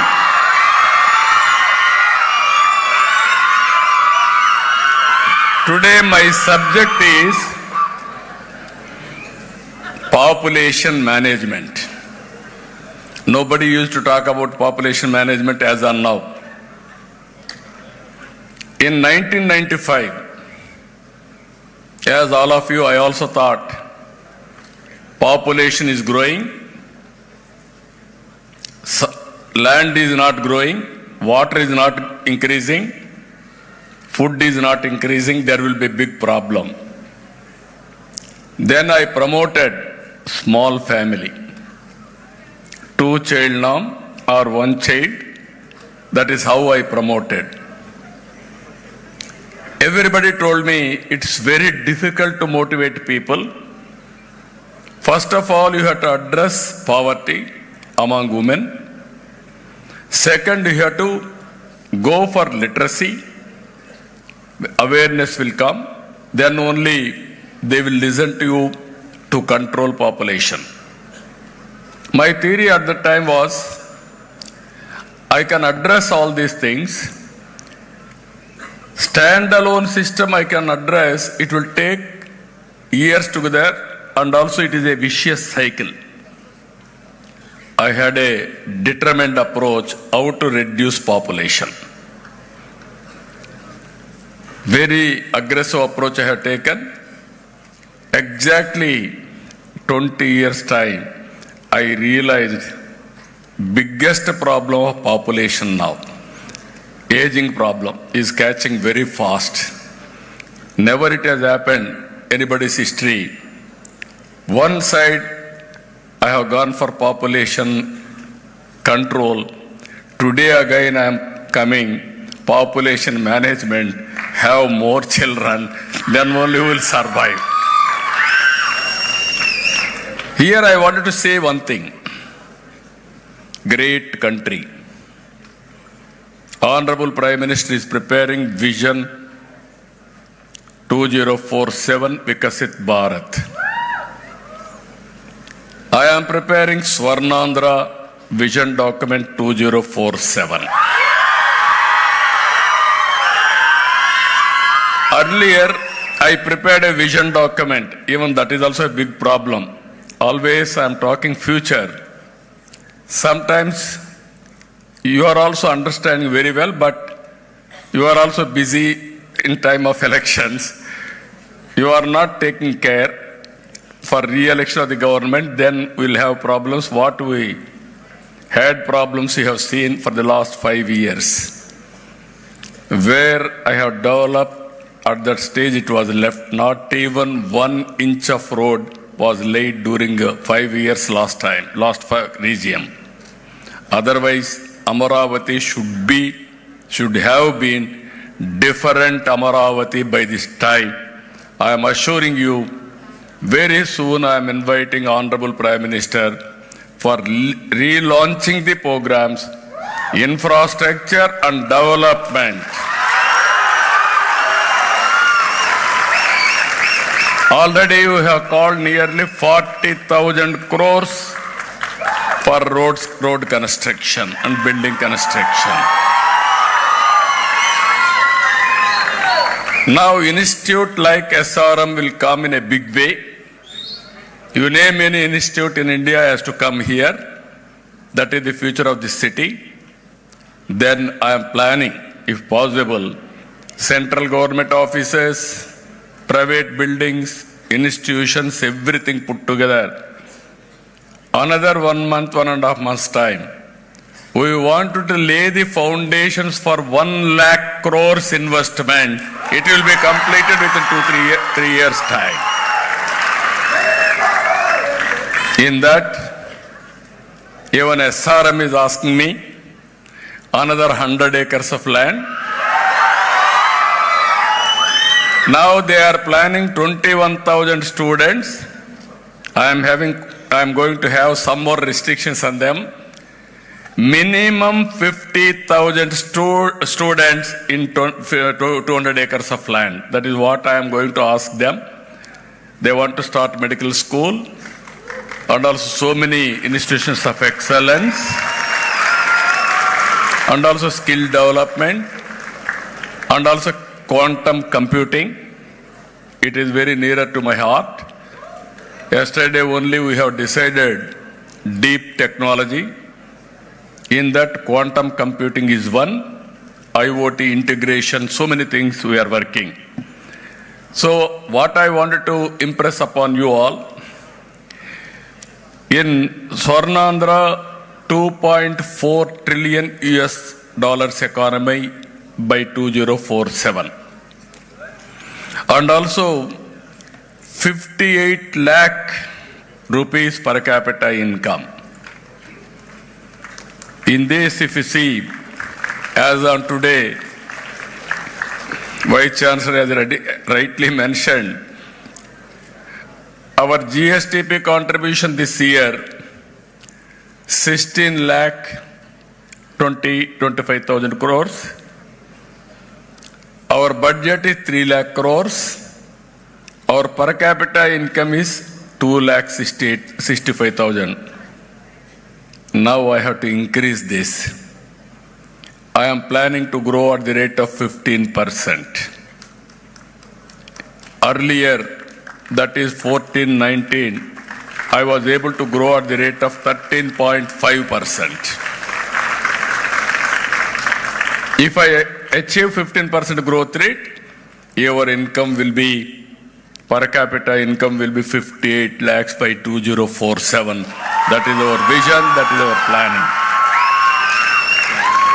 In this, I am talking about vision, but I am talking about very clearly every year by year, mid-term vision, medium-term vision, 2029, 5 years time, where I will be, I am placing before you all the details. In this, I am adopting 10 principles. All youngsters has to associate with me. You are the future. You can understand better than anybody compared to others. One is zero poverty. P4. I am talking always zero poverty means in this country, population as capital. Other assets will be additional assets. Then you are all here, compared to others, you can earn, just now, your university has shown me, best student is getting from SRM 55 lakhs for a year package. Average is 7.5 lakhs. 100% placement, that is what they have shown me. If you won't get employment, you have to talk to me, then I will insist on them to give employment. Another thing, I asked them, you start not only investors research park they are organizing, around 50 companies, global companies are going to come. You start now startup hub or center. How many students are going to get jobs? How many students are going to start industry in a knowledge economy? While training all these things, you must be ready going out and start your own venture. Always I am saying, not only seeking job, you have to provide job. From job seekers to job providers, you have to reach. In this P4, if you see, all works have been done after economic reforms, public-private partnership. Power sector, telecom, roads, airports, flights, everything. If you see public-private partnership, user charges, now development has taken place, wealth has been created, facilities has been provided, and at the same time some people have become billionaires, wealthiest people. But as Chancellor has rightly mentioned, there are some people below poverty. Is it not our responsibility to lift them above poverty? That is the mission I am taking. Zero poverty, P4 policy, public, private, people's partnership, people as capital. It is not only government responsibility. Now SRM is here. They are well established. They are having management skills. Why can't you adopt 10,000 families below poverty? In a systematic way, you can help them in all aspects, mentoring, hand-holding, some financial assistance. What governments are giving, additional support if you give. You are preparing students now. I am asking you to prepare families to earn money. That is where you have to do. If you adopt this, high net worth individuals of top 10% has to adopt bottom 20%. It is a continuous process how to reduce inequalities. That is my mission. Not only creating wealth, that wealth has to go to the last mile. That is the poor people. That is our mission in that. Second one is very clear, employment. That is my mission. As you have seen, young man among all of us, Chancellor, 85 years, very active. All youngsters have to take him as an example. You have to remind in our lifetime that is the model. What I asked him, what is your secret for health? He said very clearly, morning to evening I am mingling students. You are hearing your shoutings and energy level. He is also becoming day by day more and more younger. And also morning to evening he is working. That gives me more strength. This is where I am saying all of us has to do constructive work. Now I am talking everybody, don't do hard work. The days are over. Don't carry 100 kg bag. Carry cell phone, smartphone. Be literate. Upgrade your skills, what all you are doing. Then you can earn money very easily. Now I want to have, today you are all working. Flexible working is a reality. Flexible reading is a reality. Once if you go through going on reading, we don't know what purpose.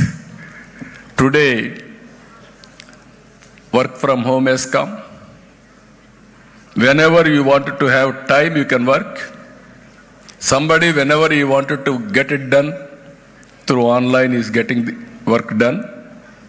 Virtual and physical is a reality. Flexible working is a reality. And also our friends has made, our people are going because of it is happening brain drain. I am not considering brain drain. I am always asking all of you, think globally, act globally. Distance is not the constraint. Sit here, start a company, service the global community. You want to go to Hyderabad, have one office, spend some time. You want to go to abroad, you can go. And also you want to go for holiday, you can go. Even in holiday, 2 hours you can go through your work. You can do wonders. That is the future of working. That is what I am promoting as on today. Employment, productive work. It is possible. All of you, as understand my philosophy or not, you have to tell me.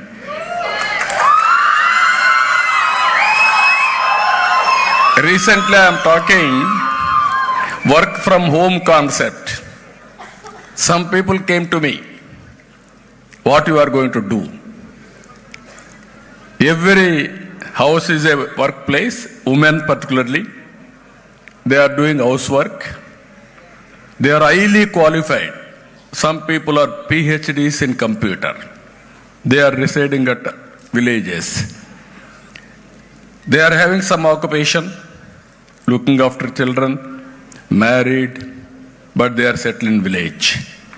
I am asking them, 3 hours, 4 hours if you work, you can get better money than your husband or your family member who are going outside. Here girls are here. In 95 when I became Chief Minister, I wanted to use women in a big way. There is a theory in that. Always girls are depending when they are young on parents for money, for education, everything. After marriage, you are depending on husbands because of money, or even some illiterate women wanted to go to cinema. Husband has to give permission. After marriage, when you are becoming old, you have to depend on children. They will ask, you don't know anything. You keep quiet, don't participate. You do some housework, that is enough. But today, I am proud to say, Indian women are working extremely well. Compared to men, women are more intelligent also.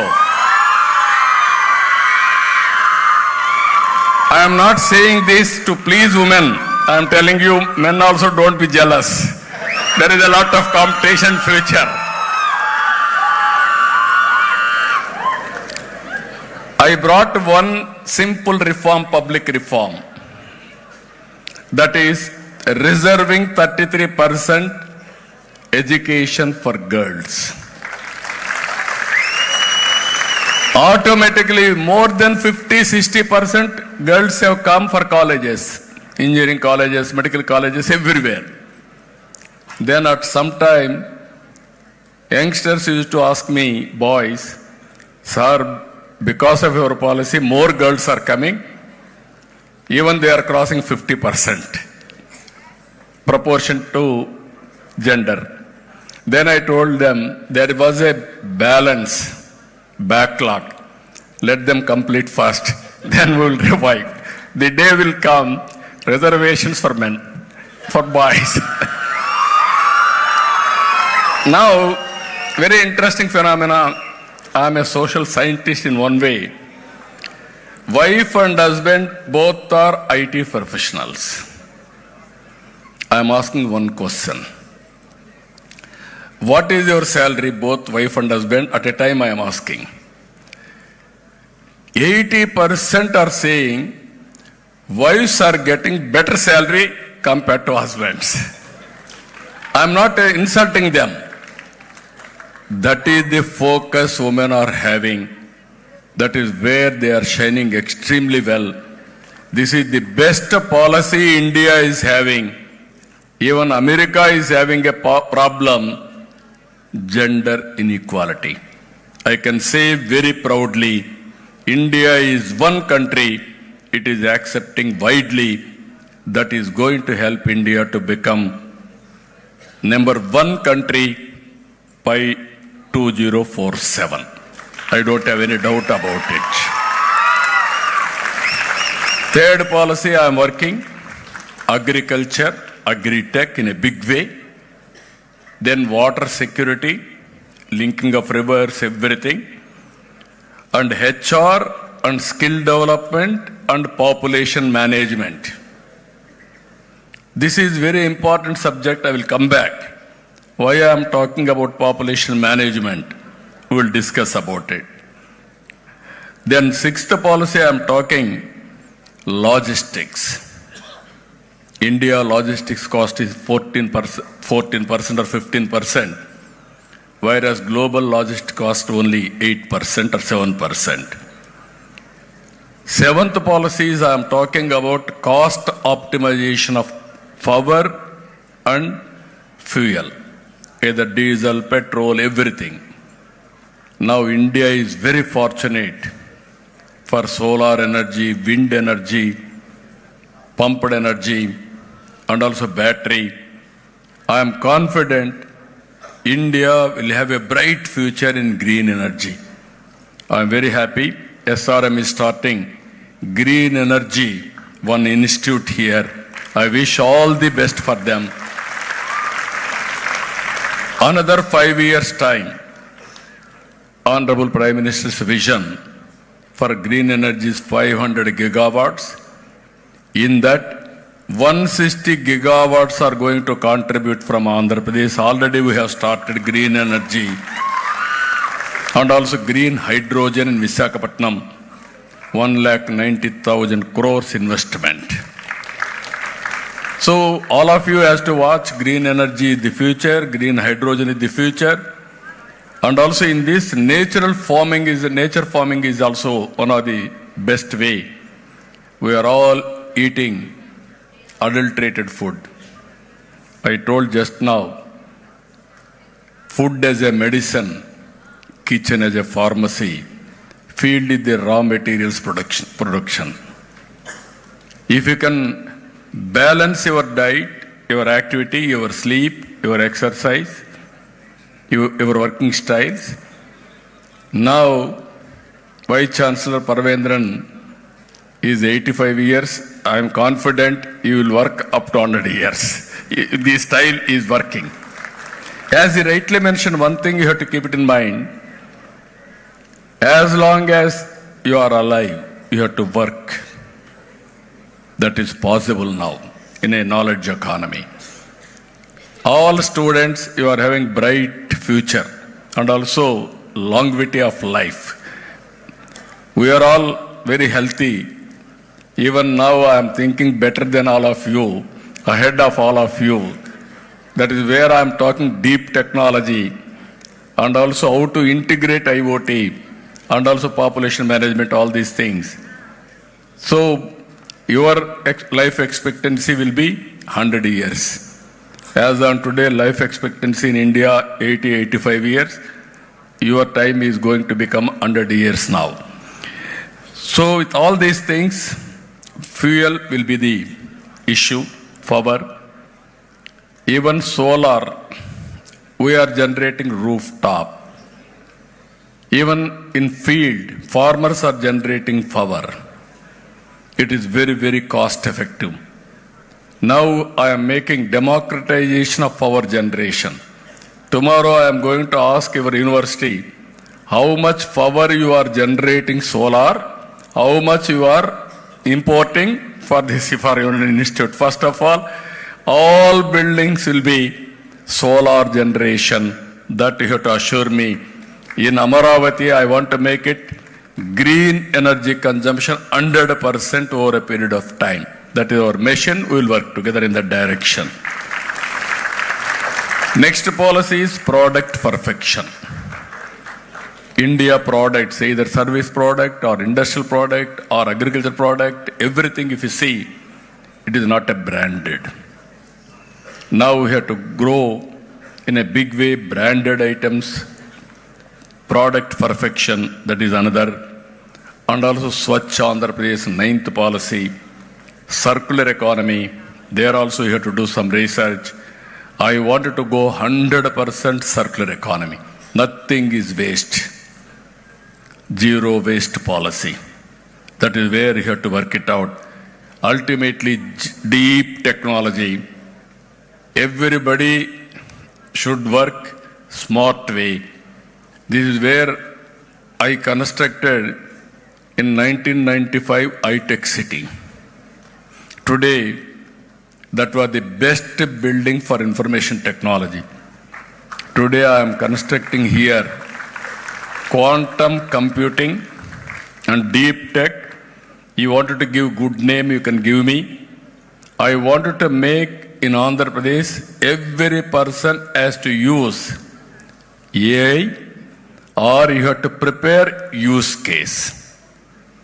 Hardware and software, semiconductor, you name anything, we want to go in a big way. Ultimate aim is quantum computing, and also startup companies from here to anywhere in the world. Health, education, agriculture, veterinary, even pharmaceuticals, everywhere we need quantum computing. So that is the area we are working. So with all these things, again I am coming back. Today's subject, population management. In this, different people here have given excellent knowledge for me. One is Rajan has given some of the ideas how India is going to have demographic dividend. Some people are asking me, you are talking about population management because of delimitations. We are having 25 seats now. People are thinking, if you go for population basis, our seats will be reduced. In South India, seats will be reduced. That is not my motive. My motive is country. I am telling you again, state. South India started declining population, catching up aging problem. North India, it is very interesting. Population is more balanced. Recently, I made a comment in Delhi. Bihar and UP are saving us as on today in population. Economy-wise, they have to catch up.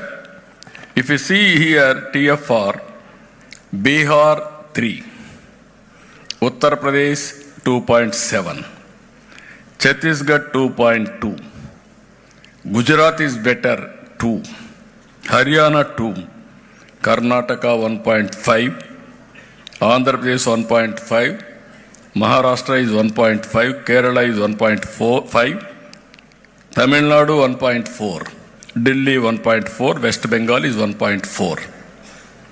If you see countries also, South Africa 2.4, Bangladesh 2.1, India 2, South Korea they are saying 1.9, that is not correct, 0.7.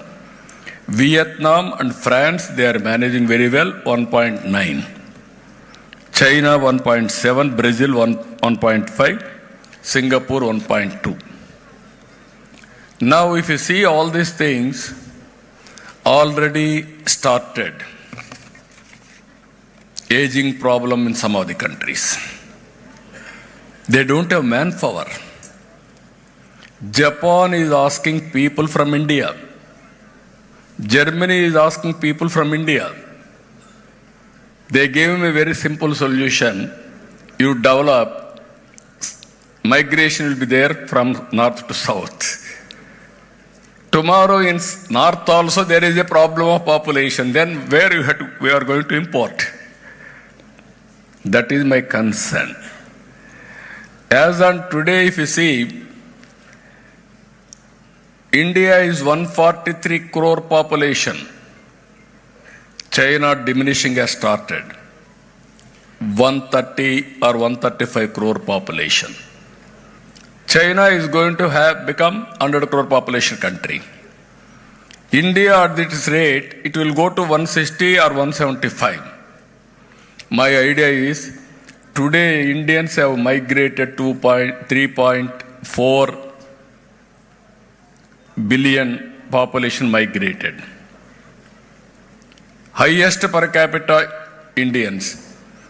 If we allow Indians to migrate 20 crores in 200 countries, another 15 years our knowledge economy, then Indians will be the richest community globally. Any country if you go, corporate governance, public governance, Indians are going to dominate globally. That is my vision. It is going to happen. As on today, if you go to America, almost all countries, highest corporate giants are from Indians. Google, CEO is Indian. Microsoft is Indian. Even almost all companies are happening. Today, not demographic disinvestment, all these things, what I am saying, this is the right time for India to realize, especially South India, we have to balance population. Here, even silver demographic dividend, he told, that is a reality. After retirement, people are not working. At least 2 hours, 3 hours, 4 hours a day if they work. They are having excellent knowledge. That knowledge you can do it, use it. As you rightly mentioned, gender demographic dividend, that we can take it up. Even Niranjan from Guntur is a country director, Population Council. As you rightly mentioned, from 1.5, we have to increase 2.1. This is the target. There are some problems. High institutional deliveries. Biggest challenge is sterilization, tubectomy. Even doctor has rightly mentioned, immediately after sterilization, cesarean, we are going for sterilization. It is very interesting to note. India, Andhra is number 1 in sterilization, female, 70%. Karnataka 57.4, Kerala 46.4, all India 27%. We are always very, very advanced. And also, Andhra people, if you see, very smart, not only smart, extra smart. Everything will adopt immediately. Come what may, what is the negative, positive, we don't mind.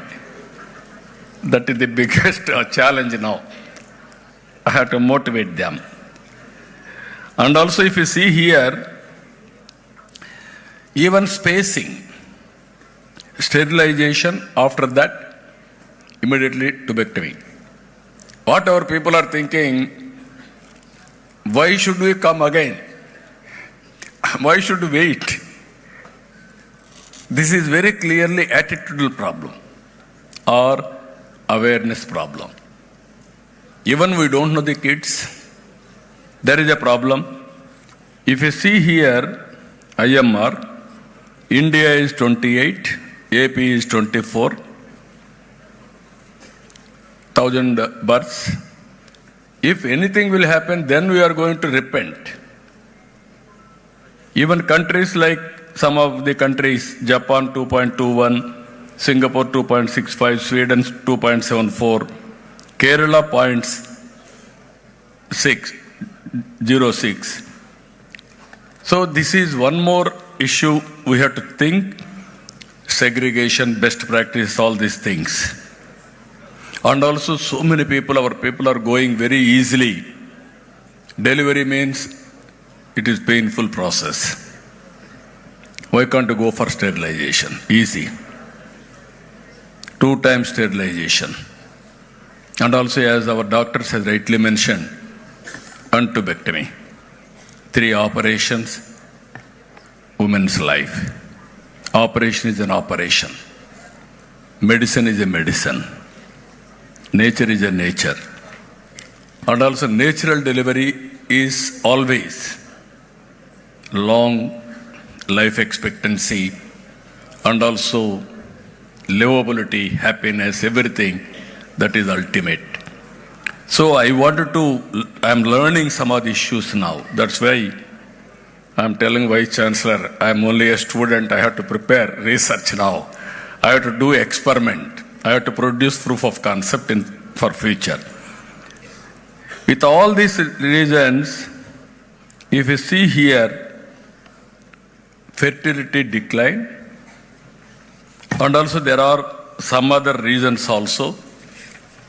So we have to probe, and also I am asking my people, first time I am hearing this type of information. And also this is the first time we are conducting seminar for a particular purpose, that is population management. Even pregnant women, anemia, very simple supplementation of iron, that also we are not doing. Even their awareness, most of the women are having anemia problem. Added to that, I told you so many problems we are adding further. And also nowadays, there is one more theory is building. Double income, no kids, let us enjoy. Even your parents should have thought like that.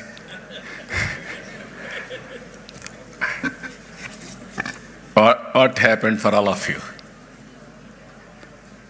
This is the biggest challenge I am talking about it. Some girls and boys are talking even better to have one startup rather than have kid. That is another psychology, painful psychology. No, I wanted to make it very clear. Long back, around 95, when I became CM, AIDS was very, very big issue at that time. Everybody is thinking it is a social stigma. Nobody should talk.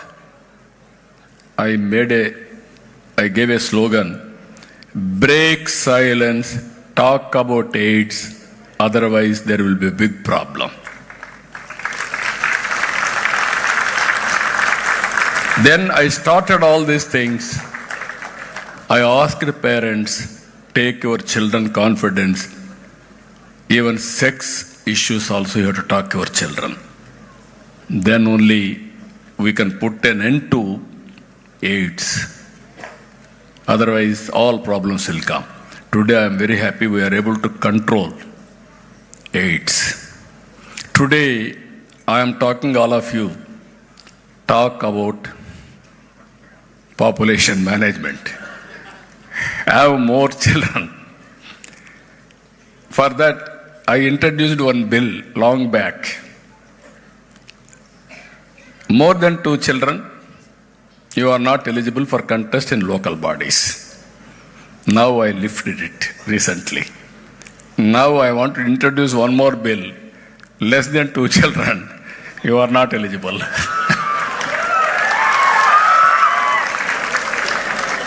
We wanted to make it a social stigma also. You are very selfish. You are having less than 2 children, you are very selfish. Then people will you have to ask them, it is a social responsibility for all of us. Even recently, if you see, Putin was talking, even holidays, less working, all these things. Even I gave one slogan now, Amma Odi. Any number of children, I am going to give 15,000 rupees for the mother. 2 children, 30,000, 3 children, 45,000, 4 children, 60,000.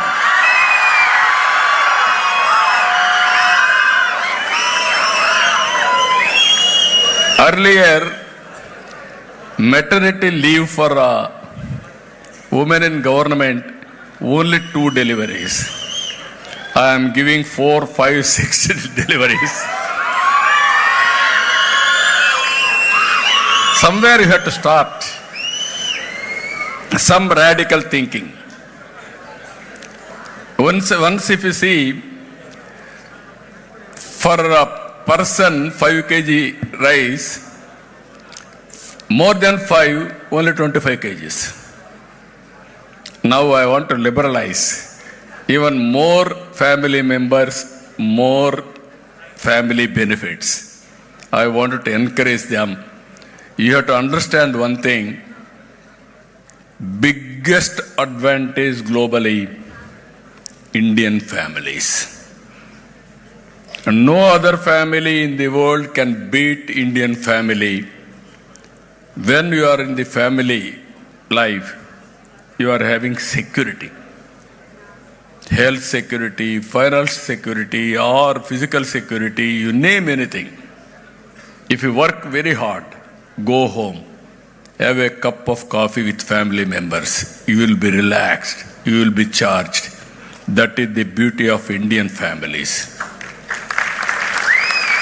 And also we are all thinking marriage is decided by destiny, heaven. God is decided, we are all following. That is keeping Indian families together. If you go to other countries, your children, my children, our children. At the end of the day, I am not joking. Even China, one child norm. After marriage, both children are living separately. Only wife and husband. If somebody leaves early, then lonely family. That is the biggest challenges all over the world. But Indian culture has given biggest advantage, family, that is helping us in health. If you can see, even Parvendra is here. His son Satyanarayana is Chancellor, Vice Chancellor. Now he is mentoring him. He is 85 years. He is also 55 years. But he is mentoring him. That is the beauty of Indians. Other countries, father has to give money for his son as loan. Son will give father as a loan. No free.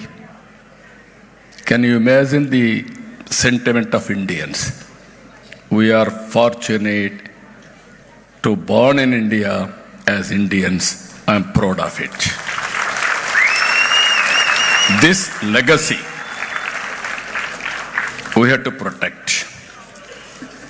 For this, again, I am early to start. I am always visionary. That is the problem. People may not understand now. Recently, I am talking deep technology. People are asking me, what is deep technology? Very difficult to explain. Now, originally I used to talk about IT. Nobody used to understand me. Then at the time, youngsters, you are all forgetting. At that time, there was BSNL, VSNL telecommunication sector. BSNL is domestic calls. VSNL is international calls. Both are public sector.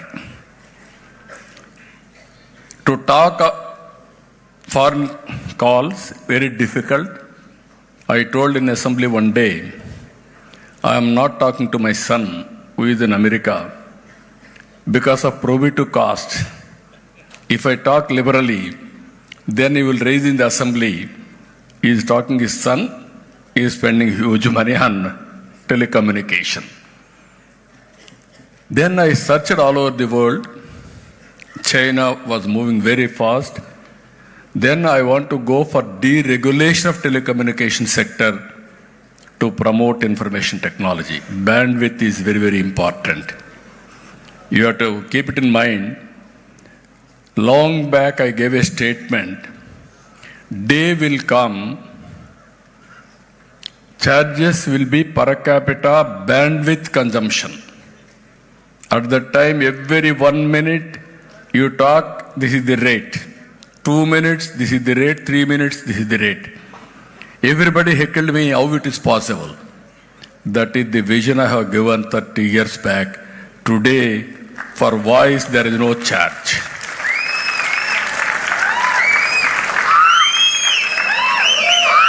So, what I wanted to make it very clear, what all I told you, 10 principles, I will work very hard to make it a reality. Among them, today's subject is population management. What all you have given ideas, I will consolidate. I will have more and more workshops. Village-wise, I will publicize. Some friends have rightly mentioned, there is a real-time governance is going on. I was able to establish all data. Andhra Pradesh population is, as on today, through Aadhaar authentication, 4.96 crore. Exact by name, by address, by geotagging GIS, I was able to capture how many people have migrated to other states, how many people are migrated within the state, how many people have gone to outside the country, everything we are collecting. I want to serve my people at most efficiently, so I am collecting all this information. This month I am going to start P4 policy also on Ugadi Day. So ఇక్కడికి వచ్చినప్పుడు ఇక్కడ అందరూ మీరు ఉన్నారు భవిష్యత్ కోసం. మళ్ళీ నేను ఒక్క నిమిషం కూడా తెలుగులో మాట్లాడకపోతే ప్రాబ్లం ఉంటుంది. బయట వాళ్ళందరూ ఉన్నారు కాబట్టి నేను ఇంగ్లీష్లో మాట్లాడాను. మెసేజ్ అందరికి వెళ్ళాలని. ఈరోజు ఇక్కడుండే యువతకు మిమ్మల్ని అందరినీ కోరుతున్నా, మీ భవిష్యత్తు మీ చేతుల్లో ఉంది. నేను ఆకాశమే అద్దుగా ఆలోచిస్తున్నా. మీరేంటి రాత్రింబగుళ్ళు కష్టపడక్కర్లేదు. Use technology, work smartly. మీరు ఎప్పుడు నచ్చితే అప్పుడే చదవండి, ఏమి కొంపలు కూలిపోవు. చదివినప్పుడు మాత్రం ఫోకస్ పెట్టి చదవండి, మనసు పెట్టి చదవండి. నేను ఇప్పుడు కూడా నేను ఆలోచించేది మార్నింగ్ టు ఈవినింగ్ నిద్రపోయేటప్పుడు తప్ప ఎప్పుడూ పనిచేస్తానే ఉంటా. దానికి కారణం నేను తినే తిండి మితంగా తింటాను, మంచి ఆలోచనలు చేస్తాను, గట్టిగా పనిచేస్తాను. దీనివల్ల నా ఆరోగ్యం బాగుంది. మీరందరూ కూడా యంగ్స్టర్స్ ఇక్కడ ఉన్నారు. నేను చెప్పేది మీరు విని కేరింతలు కొడుతున్నారంటే దానికంటే నా జీవితంలో ఏం కావాలని మిమ్మల్ని అడుగుతున్నా.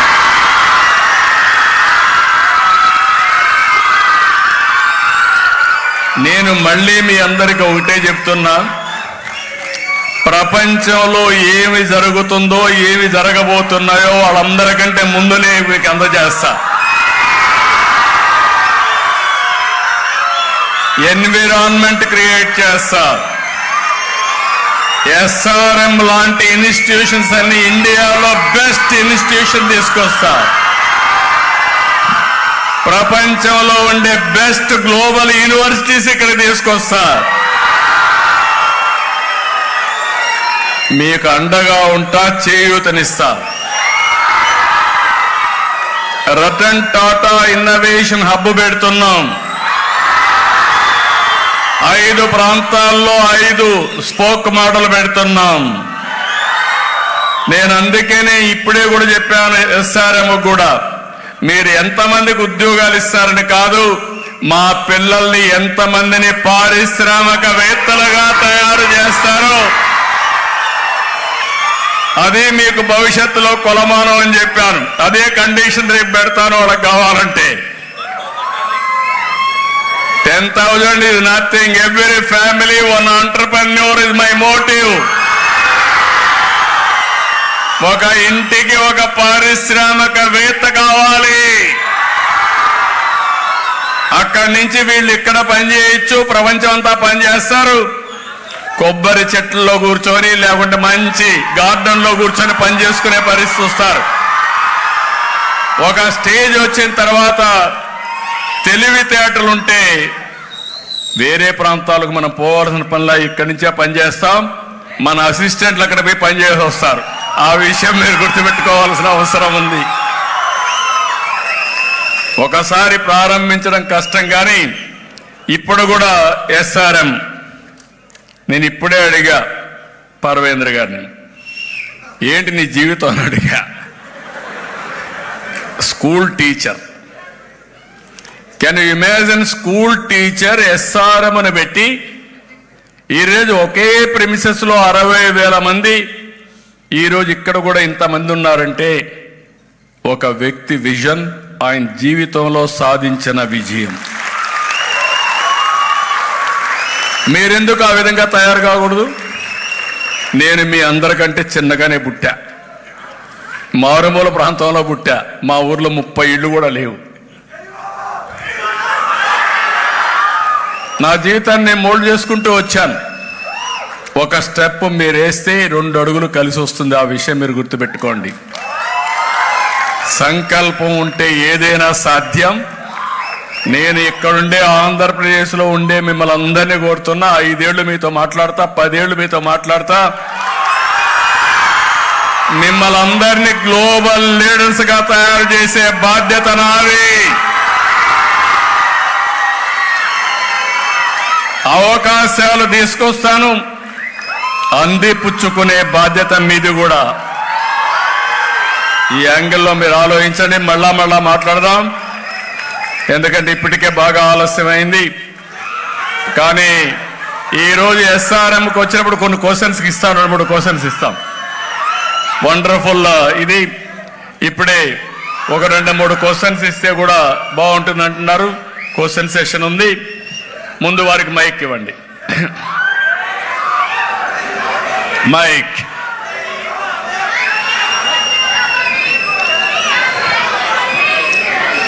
ఆరోగ్య ఆంధ్రప్రదేశ్, ఆనంద ఆంధ్రప్రదేశ్, స్వర్ణ ఆంధ్రప్రదేశ్ లక్ష్యాలుగా ముందుకు సాగుతున్న ముఖ్యమంత్రి గారికి ముందుగా నమస్కారం. నేను మీకు గ్రాటిట్యూడ్ తెలియజేయడానికి వచ్చాను. ఐఐటిలో చదివిన మా అమ్మాయికి కొలంబియా యూనివర్సిటీ న్యూయార్క్లో సీట్ వచ్చింది.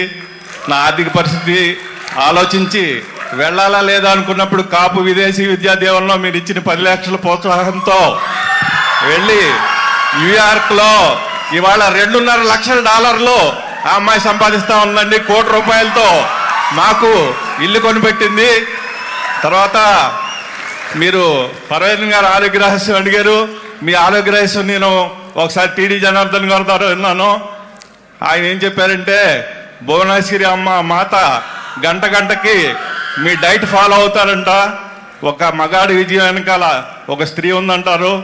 మరి ఆమె సేవా కార్యక్రమాలు నేను అభిమాని అయ్యాను. నేను 101 సార్లు రక్తదానం చేశాను. అలాగే మిమ్మల్ని ప్రజావేదిక దగ్గర 4-5 సార్లు కలిశాను. అక్కడ మీ పేరు బ్రదర్? నా పేరు ఉమామహేశ్వరరావు అండి. ఉమామహేశ్వరరావు. ఈ మధ్య మానవతా లైఫ్ టైం అచీవ్మెంట్ అవార్డు ఇచ్చారు. తర్వాత రెడ్ క్రాస్లో నేను వాలంటీర్ని. ఒక అమ్మాయినా? ఒక అమ్మాయి, ఒక అబ్బాయి, ఇద్దరు ఐఐటీన్స్ అండి. ఇద్దరు $2.5 లక్షల న్యూయార్క్లో, న్యూజెర్సీలో ఉన్నారు. అమ్మాయి ఎక్కువ పంపిస్తుంది, అబ్బాయి ఎక్కువ పంపిస్తారు? అమ్మాయి ఎక్కువ పంపిస్తుందండి. అమ్మాయిని very happy confirmed about it. మీ దయతో అమ్మాయినా అబ్బాయినా ఒకటి అని చెప్పాను. అమ్మాయే బెటర్ అని చెప్పాను. తల్లిదండ్రులను చూసుకునే అమ్మాయిలే బాగా చూసుకుంటారు. It is a reality. ఆ అమ్మాయిని కట్నం లేకుండా పెళ్లి చేసుకోవడానికి పెళ్లి కొడుకు సిద్ధంగా ఉన్నాడండి. కాదు, రోజు వస్తుంది, ఎదురు కట్నం ఇస్తారు. Don't bother. కట్నాలు అయిపోయినాయి, అది పాత రోజులు. ఇప్పుడు ఎక్కడ కట్నం గురించి మాట్లాడడం లేదు. చంద్రబాబు నాయుడు గారు పని రాక్షసుడు అంటారు, కానీ ఆయన పని ప్రేమికుడు అండి. వర్క్ హాలిక్ కాదు, వర్క్ లవర్. అలసట్లోనే ఆనందం ఉందని నమ్మిన ఆయన 10 ఏళ్ళు కాదండి 30 ఏళ్ళు మనకు ముఖ్యమంత్రిగా ఉండాలి. ఇదే మాట ఆయనకి ఇదివరకు కూడా చెప్పాను. నేను ఉండాలని కాదు, నాలాంటి లీడర్స్ తయారు చేసి భవిష్యత్తు వదిలిపెట్టాలని నా కోరిక. మీలాగా లీడర్స్ కోట్ల మంది తయారవుతున్నారండి. కొన్ని వందల మంది నాలాంటి వాళ్ళు తయారు కావాలి. Public leaders, corporate leaders. That is my dream. I will produce now. Election ముందర మా పిల్లలిద్దరూ చాలా దేశాల నుంచి వచ్చినట్లే మీకు ఓటు వేయడానికి వచ్చారు. అక్కడ నేను ఈ 10 లక్షలు తీసుకున్నందుకు నన్ను వేధించారు గత గవర్నమెంట్లో, విలియన్స్ అవిని. అప్పుడు నేను మా పిల్లలతో అమెరికా వెళ్తా రిజల్ట్ రాకముందే చంద్రబాబు నాయుడు గారు ముఖ్యమంత్రిగా ప్రమాణం చేస్తే నేను మళ్ళీ ఆంధ్రప్రదేశ్కి వస్తాను, లేకపోతే అక్కడే ఉంటానని చెప్పి ఓపెన్గా ఛాలెంజ్ చేసి చెప్పానండి. ఇలాంటి వాళ్ళు చాలా మంది ఉన్నారు. అందుకే పర్వేంద్ర గారు అడిగారు, మీ బడ్జెట్ 3 లక్షలు, అప్పులు 10 లక్షలు ఏం చేస్తారంటే, నాకు మా ప్రజల ఆశీస్సులు ఉన్నాయి, తప్పకుండా ఇది అధికం ఇస్తానని చెప్పాను. అది మా commitment. Thank you very much. Yoga మాస్టర్ని పిల్లలకి మీరు స్కూలుకు యోగ విద్యను ప్రవేశపెట్టినట్టయితే వాళ్ళ కాన్సన్ట్రేషన్ పెరుగుద్ది, మెమరీ పవర్ పెరుగుద్ది, హిడెన్ టాలెంట్స్ బయటకు వస్తాయి, వాళ్ళ ఫ్యూచర్ లీడర్స్ గా తయారవుతారు. నేను క్రియ యోగా మాస్టర్ని. Thank you sir. నేను మీతో మాట్లాడుతాను ఉమామేశ్వర గారు. పెట్టాలి పెద్ద ఎత్తున మీరు. ఏంటమ్మా? ఐఎమ్ డాక్టర్ కీర్తి అండి, president Vasavya Mahila Mandali. We have few suggestions from the women's point of view. Morning నుంచి అందరు చెప్తోంది ఏంటంటే women are crucial for population dynamics. ఎందుకంటే ఏఐ కూడా ఎవరిని ప్రెగ్నెంట్ చేయలేదు, ఉమెన్ తప్ప. సో అందుకని ప్రెగ్నెన్సీ ఉమెన్కే రావాలి, home care work women has to do, and again $1 trillion straight చేయాలన్నా కూడా women has to become the entrepreneurs. That's what the dream. So to make it, what is required for the women? From a woman's angle, we are telling. One is, at workplaces, we don't have child care centers. Yes. We have Anganwadi centers. Anganwadis ante సాధారణంగా ఏమనుకుంటారు అంటే అది ఒక BPL ఫ్యామిలీస్కి, lower economic స్ట్రేటా అనుకుంటారు. కానీ middle క్లాస్లో ఉన్న వాళ్ళు ఈ పెయిడ్ కేర్ సెంటర్స్కి వెళ్ళాలంటే కష్టంగా ఉంటుంది. సో ఎవ్రీ వర్క్ ప్లేస్లో మస్ట్ చేయాలి. మేము వెళ్ళిన దగ్గరలా చెప్తున్నాము, but there are no child care centers at all. Yes అమ్మా, ఇమ్మీడియట్ గా మీరు ఇచ్చిన పాలసీ మేము అమలు చేస్తాం. ఎవ్రీ వర్క్ ప్లేస్ లో చైల్డ్ కేర్ సెంటర్ ఉంటుంది. SRM లో ఇమ్మీడియట్ గా పెడుతున్నారు. ఉంది ఆల్రెడీ ఉంది. I'm very happy. And also strengthen further one of the best child care center SRM లో ఉండాలి. అన్ని ఇండస్ట్రీలో పెట్టిస్తాం. అట్లాగే రెండోది అంటే ఇక్కడ అందరూ కూడా అన్ని విషయాలు మనం మాట్లాడుతున్నాం కాబట్టి బాత్రూమ్స్లోకి వెళ్ళినప్పుడు ఉమెన్కి స్పెషల్గా వాష్రూమ్స్ ఉన్నా కూడా మెన్స్ట్రల్ హైజీన్ గురించి వచ్చినప్పుడు శానిటరీ నాప్కిన్స్, వెండింగ్ మిషన్స్ కానీ, ఇన్సిలేటర్స్ కానీ ప్రొవైడ్ చేయకపోతే ఉమెన్ ఏమనుకుంటున్నారంటే ఈ పీరియడ్స్తో వాళ్ళకి ఎక్స్ట్రా బ్లీడింగ్ అయినప్పుడు హిస్టరెక్టమీకి వెళ్ళడానికి these are one of the things making very sensitive. వాళ్ళకి ఆఫీస్లో చెప్తేనేమో 400 ప్రశ్నలు వేస్తున్నారు. లేదమ్మా, I will make it a rules. This policy I will bring it. నేను ఒకసారి అనుకుంటే మీకు తెలుసు కదా, దాన్ని సాధించే వరకు వదిలిపెట్టను. మీరు చెప్పినట్టు అన్నీ అవుతాయి. ఒక కొత్తది చెప్తానండి. స్కూల్స్, కాలేజెస్ ఎవ్రీవేర్ పెట్టిస్తాము. మొన్న MS స్వామినాథన్ ఫౌండేషన్కి వెళ్ళాము. అక్కడ climate change, heat, gender and health, మనం పాపులేషన్ డైనమిక్స్ గురించి మాట్లాడుతూ ఉన్నప్పుడు ఒక దాని గురించి బాగా రీసెర్చ్ చేయాలేమో అని అనిపించిందండి మాకు అక్కడికి వెళ్ళొచ్చిన తర్వాత. She a medical doctor. Heat అనేది ప్రెగ్నెన్సీ దానికి ఎలా ఎఫెక్ట్ ఇస్తుంది, ఈవెన్ ఫర్టిలిటీకి కూడా. ఎందుకంటే ఇప్పుడు క్లైమేట్ చేంజ్ వల్ల మనకి హీట్ పెరుగుతోంది. అట్లాగే we have few suggestions with regard to geriatric care. Geriatric care కండి మనకి బెడ్ సైడ్ అటెండెంట్స్ లేరండి, దానికి ట్రైనింగ్ లేదు ఎక్కడా కూడాను.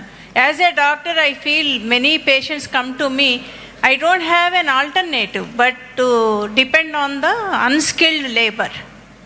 సో అదొకటి. SRMలో ఉన్నాం కాబట్టి నేను ఒక సజెషన్ ఏంటంటే ప్రతి education institute, every education institute for educated youth and also unskilled youth outside the education institutions, they should be counselling centres available. Okay, we'll establish. Namaste, I'm here. My name Gayatri. I come from Amrita University. Since morning, thank you, our students from Amrita. Anta my students, amma? Yeah, all our students. They are very, that's right. They are very jubilant. Good. Thank you. So as I come from the university which talks about education for living, not just for life, so here I would like to bring one point which is very important. We are talking about population dynamics and development, and when we talk about development, I was very touched by Dr. what was that? UNICEF. So he was pointing about the importance of child brain development for the first 2 years initially from preconception, and talking from the spiritual point of view, this land has given a scientifically proven Garbha Samskara for every woman and couple to make sure every child comes as a amsha of Bhagavan. Not just number of child is important, it is the quality of a child we bring to the world is very, very important, and it is a proven science that Garbha Samskara can change the world into Vishwaguru Bharat is very nearing if we bring this as awareness programs for every woman out there, not just people who can understand. It is a spiritual science where we bring some chanting, some Sanskrit, and the lifestyle that you spoke about is very, very important for all the youth to follow, that their diet, sleep and everything that has to be focused from now on so that they give a best progeny for the country. And yeah, this was one of the point that this land, Mother Bharat, has given legacy, legends like, through the Garbha Samskara we know Bhakt Prahlad, we know Nachiketa, we know Bhrigu, we know Shivaji Maharaj and Sambhaji Maharaj. Those are yet to come. They are waiting for us to be prepared for such a parenting and parenting skills. So we also have to confirm or bring awareness about how next children can be strongly cognitive development can be done. Thank you so much. ఇప్పుడు వారు చెప్పిన దాంట్లో ఏంటంటే మెయిన్గా మన అందరం కూడా గుర్తుపెట్టుకోవాల్సింది, లైఫ్ అనేది మీనింగ్ఫుల్ లైఫ్ ఉండాలి. ఇండియన్స్లో ఉండే హ్యాపీనెస్ ఎవరిలో ఉండదు.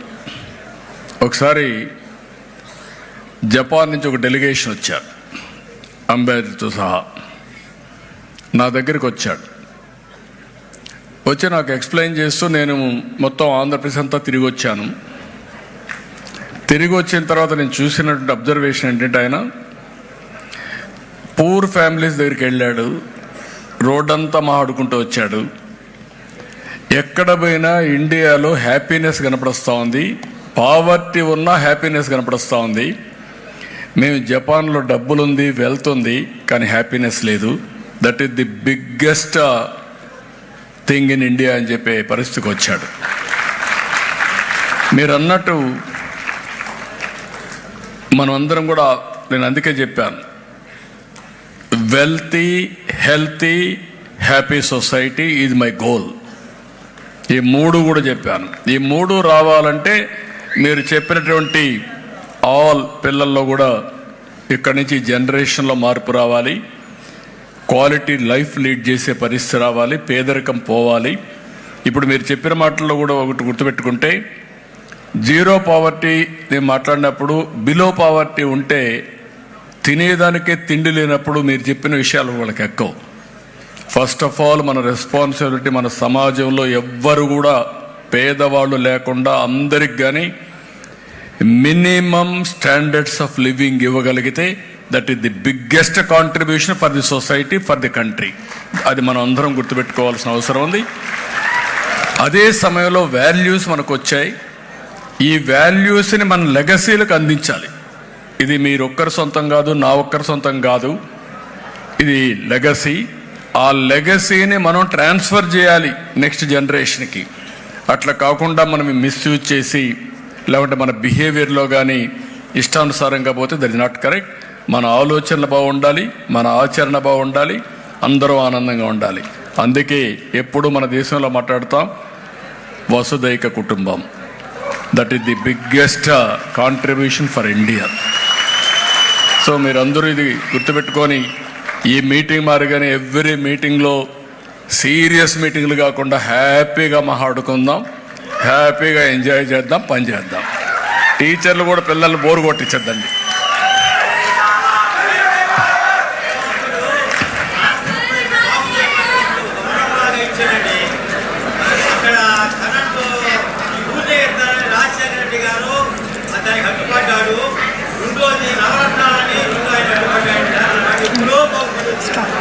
కానండి మన బాధ్యత మనం చేద్దాం. భగవంతుడు కొన్ని టెస్టులు పెడతా ఉంటాడు, ఆ టెస్టులు పాస్ అయ్యి ముందుకు పోవాలి. పెడదాం. వారికి ఇవ్వండి, ఆ పిల్లలకి ఇవ్వండి మైక్. ఆ స్టూడెంట్స్కి ఇవ్వండి మైక్. పంపించమ్మా పాసాన్.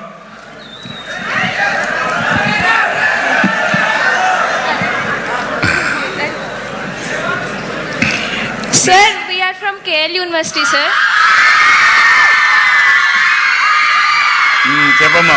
మార్నింగ్ నుంచి పాపులేషన్ డైనమిక్స్ అండ్ డెవలప్మెంట్ గురించి మాట్లాడుతున్నాం సార్. ఏదమ్మా? పాపులేషన్ డైనమిక్స్ అండ్ డెవలప్మెంట్ గురించి డిస్కస్ చేస్తున్నాం కదా సార్. మా సస్టైనబుల్ డెవలప్మెంట్ ఎలా సార్? ఇప్పుడు పాపులేషన్ ఉంటే ప్రతి ఒక్కరికి ఆపర్చునిటీ రాదు కదా సార్, ఎక్కువ పాపులేషన్ ఉండడం వల్ల.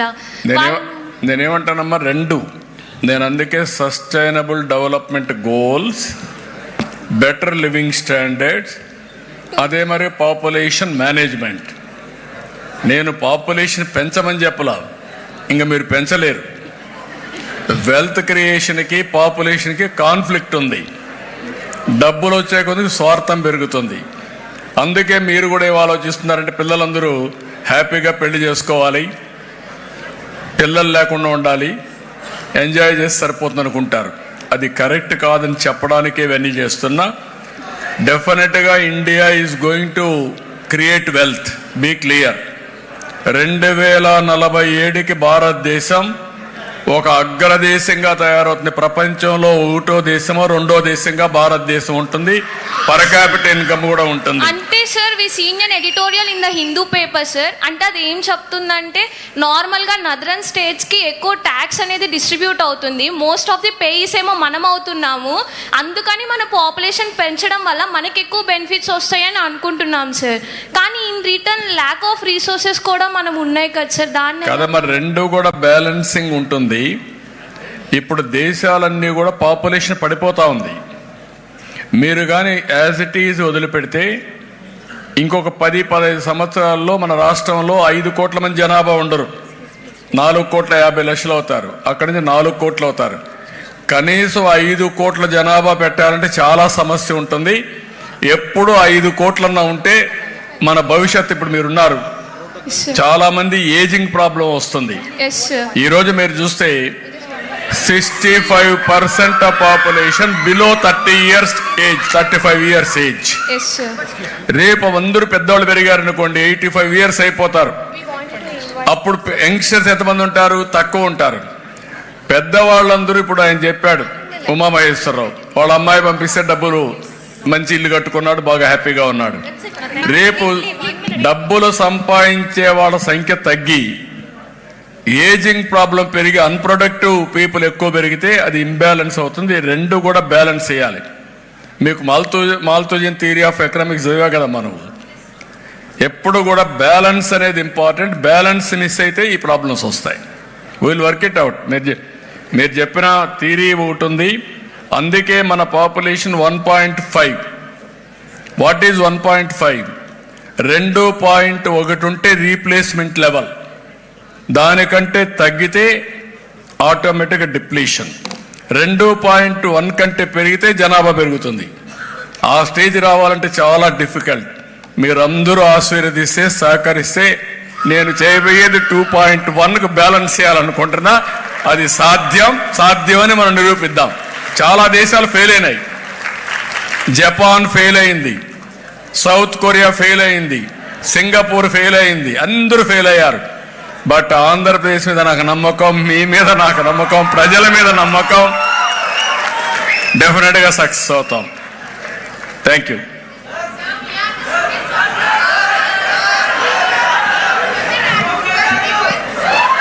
వినపడలేదమ్మా, అరుస్తున్నారు. ఒక్కసారి ఆ పక్క మైక్కేవండి, లాస్ట్ లో బాయ్స్కి ఇవ్వండి,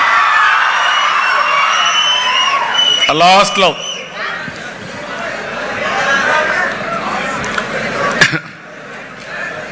గో లాస్ట్. చాలా హుషారుగా ఉన్నారు బాయ్స్, అని చూద్దాం.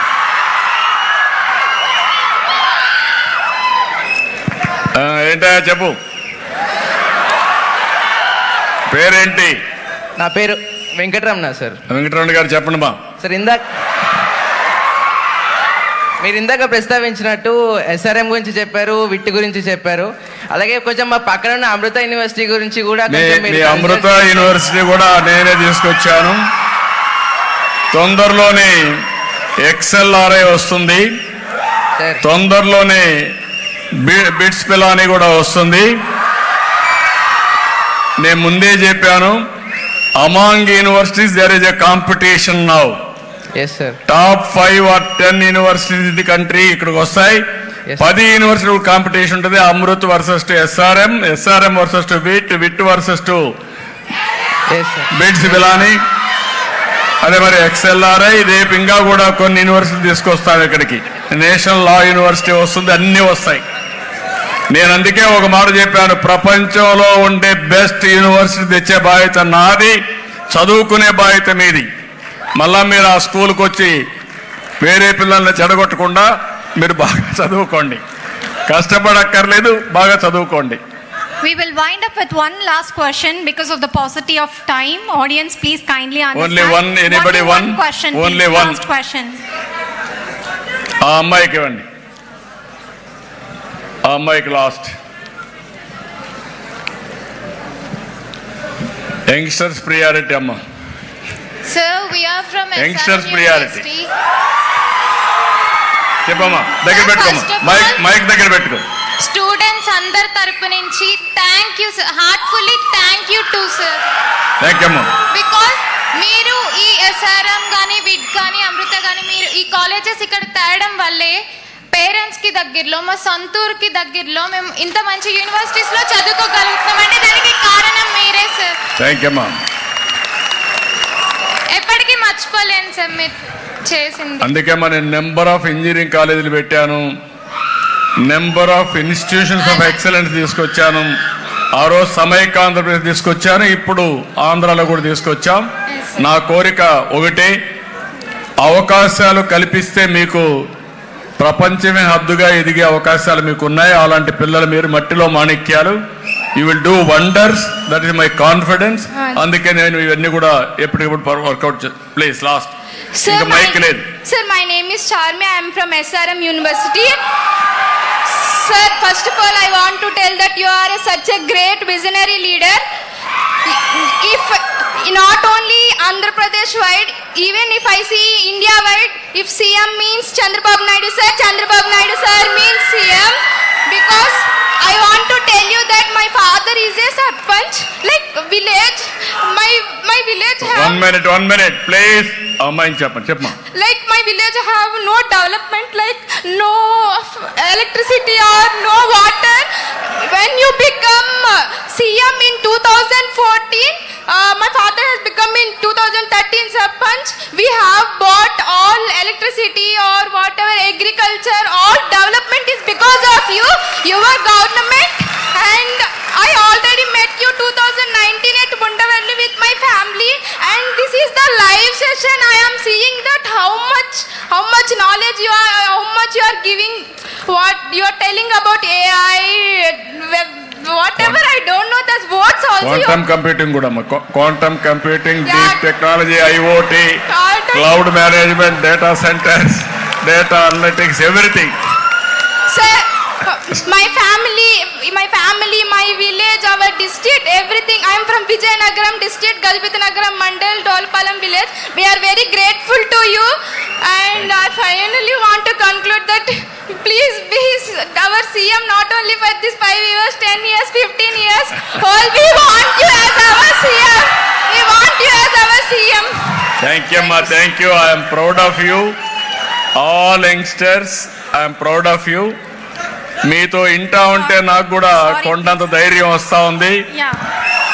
ఎప్పుడు కూడా యంగ్స్టర్స్లో ఇమాజినేషన్ ఎక్కువ ఉంటుంది, యంగ్స్టర్స్లో విజువలైజేషన్ ఎక్కువ ఉంటుంది. ఏజ్ అయ్యే కొద్దికి ఆలోచన కూడా తగ్గిస్తారు. మీ అందరూ కూడా యాస్పిరేషన్ ఏజ్ ఇది. యాస్పిరేషన్ ఏజ్లో మీరు ఏం కావాలనుకుంటున్నారో విజువలైజ్ చేస్తూ ఉంటారు. మీరు విజువలైజ్ చేసేటి అన్నీ కూడా నేను ఆలోచించి మీ అందరి విజన్ కలిపి నేను ఆలోచిస్తున్నా. మీ అందరి భవిష్యత్తు వండర్ఫుల్ ఫ్యూచర్ ఉండేదానికి ఏం చేయాలనో అలాంటి ఎన్విరాన్మెంట్ క్రియేట్ చేసే బాధ్యత నాదని మిమ్మల్ని మీ అందరికి విజ్ఞప్తి చేస్తున్నా. సమస్యలు లేవనుకోవద్దండి, బీ క్లియర్. 5 ఏళ్లు జరిగినటువంటి డిస్ట్రక్షన్ మీరు చూస్తే 10 లక్షల కోట్ల రూపాయల అప్పు. సర్వీస్ చేయాలి, అప్పు కట్టాలి. నేను ఇచ్చిన హామీ సూపర్ 6 కూడా నెరవేర్చుకుని మళ్ళీ అభివృద్ధి చేయాలి. దీనికి ఒకటే మార్గం, అభివృద్ధి, సమిక్షేమం, సుపరిపాలన, మళ్ళీ అభివృద్ధి, మళ్ళీ ఎంపవర్మెంట్. ఇది కంటిన్యూస్ ప్రాసెస్. అందుకని ఎప్పుడూ లేనంత అభిమానం నా మీద చూపించారు. 93% స్ట్రైక్ రేట్, 57% ఓట్లు వేయడం. నేను జనసేన అధినేత పవన్ కళ్యాణ్ గారు ఇద్దరం కలిసినప్పుడు మీరు ఒక అభిమానం చూపించారు. ఈ రెండు అయిన తర్వాత బీజేపీతో కూడా కలిస్తే నరేంద్ర మోడీ గారు కూడా మనకు ఉపయోగపడతారని మీరందరూ కూడా చెప్పినట్టు ఓట్లు వేశారు. మీరు ఓట్లు వేశారు కాబట్టి ఈరోజు ఢిల్లీలో మన గెలుపు ఒక సంజీవినిగా పనిచేసింది రాష్ట్రాన్ని కాపాడుకోవడానికి. ఈరోజు అమరావతి అభివృద్ధి అయినా, పోలవరం పని ప్రారంభించిన, విశాఖపట్నం స్టీల్ ప్లాంట్ ని ఆంధ్రుల సెంటిమెంట్ కింద గౌరవించి 13,000 కోట్ల రూపాయలు వచ్చినా మీరిచ్చినటువంటి ఏదైతే మ్యాండేటే 21 సీటుతో గెలిపించారు. కాబట్టి ఈరోజు ఢిల్లీలో కూడా మన పరపతి పెరిగింది. కేంద్రం కూడా నేను ఏం అడగడం లేదు. నేను అడిగేది ఒకటే, నాకు పదవులు వద్దు, ఇంకోటి వద్దు.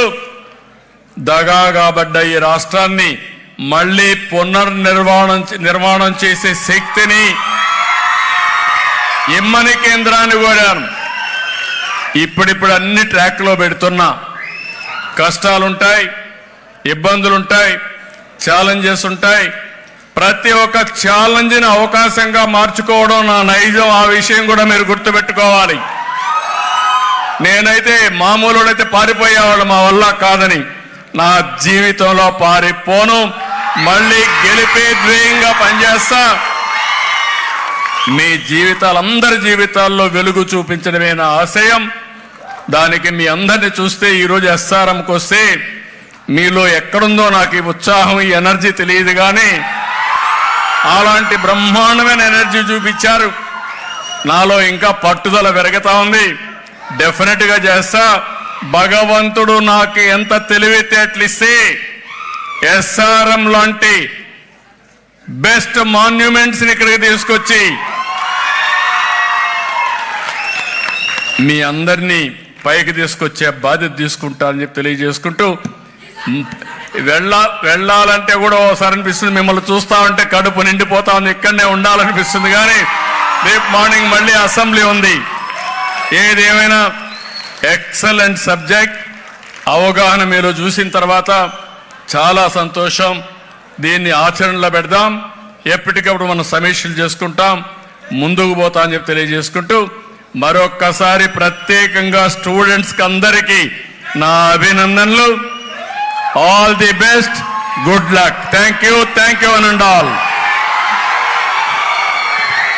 We wholeheartedly thank you for your august presence and తెలియజేసుకుంటూ, మరొక్కసారి ప్రత్యేకంగా స్టూడెంట్స్కి అందరికీ నా అభినందనలు.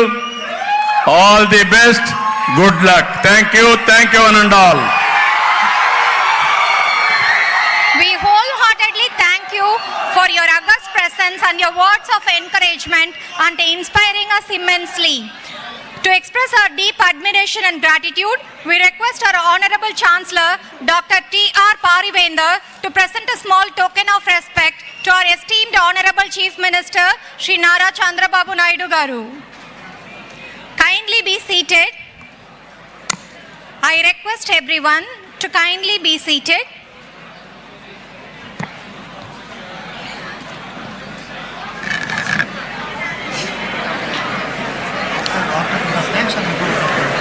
No, you give the memento. Yes, sir. We request our Honorable Chancellor, Dr. T.R. Parivendar, to present a small token of respect to our esteemed Honorable Chief Minister, Shri Nara Chandrababu Naidu Garu.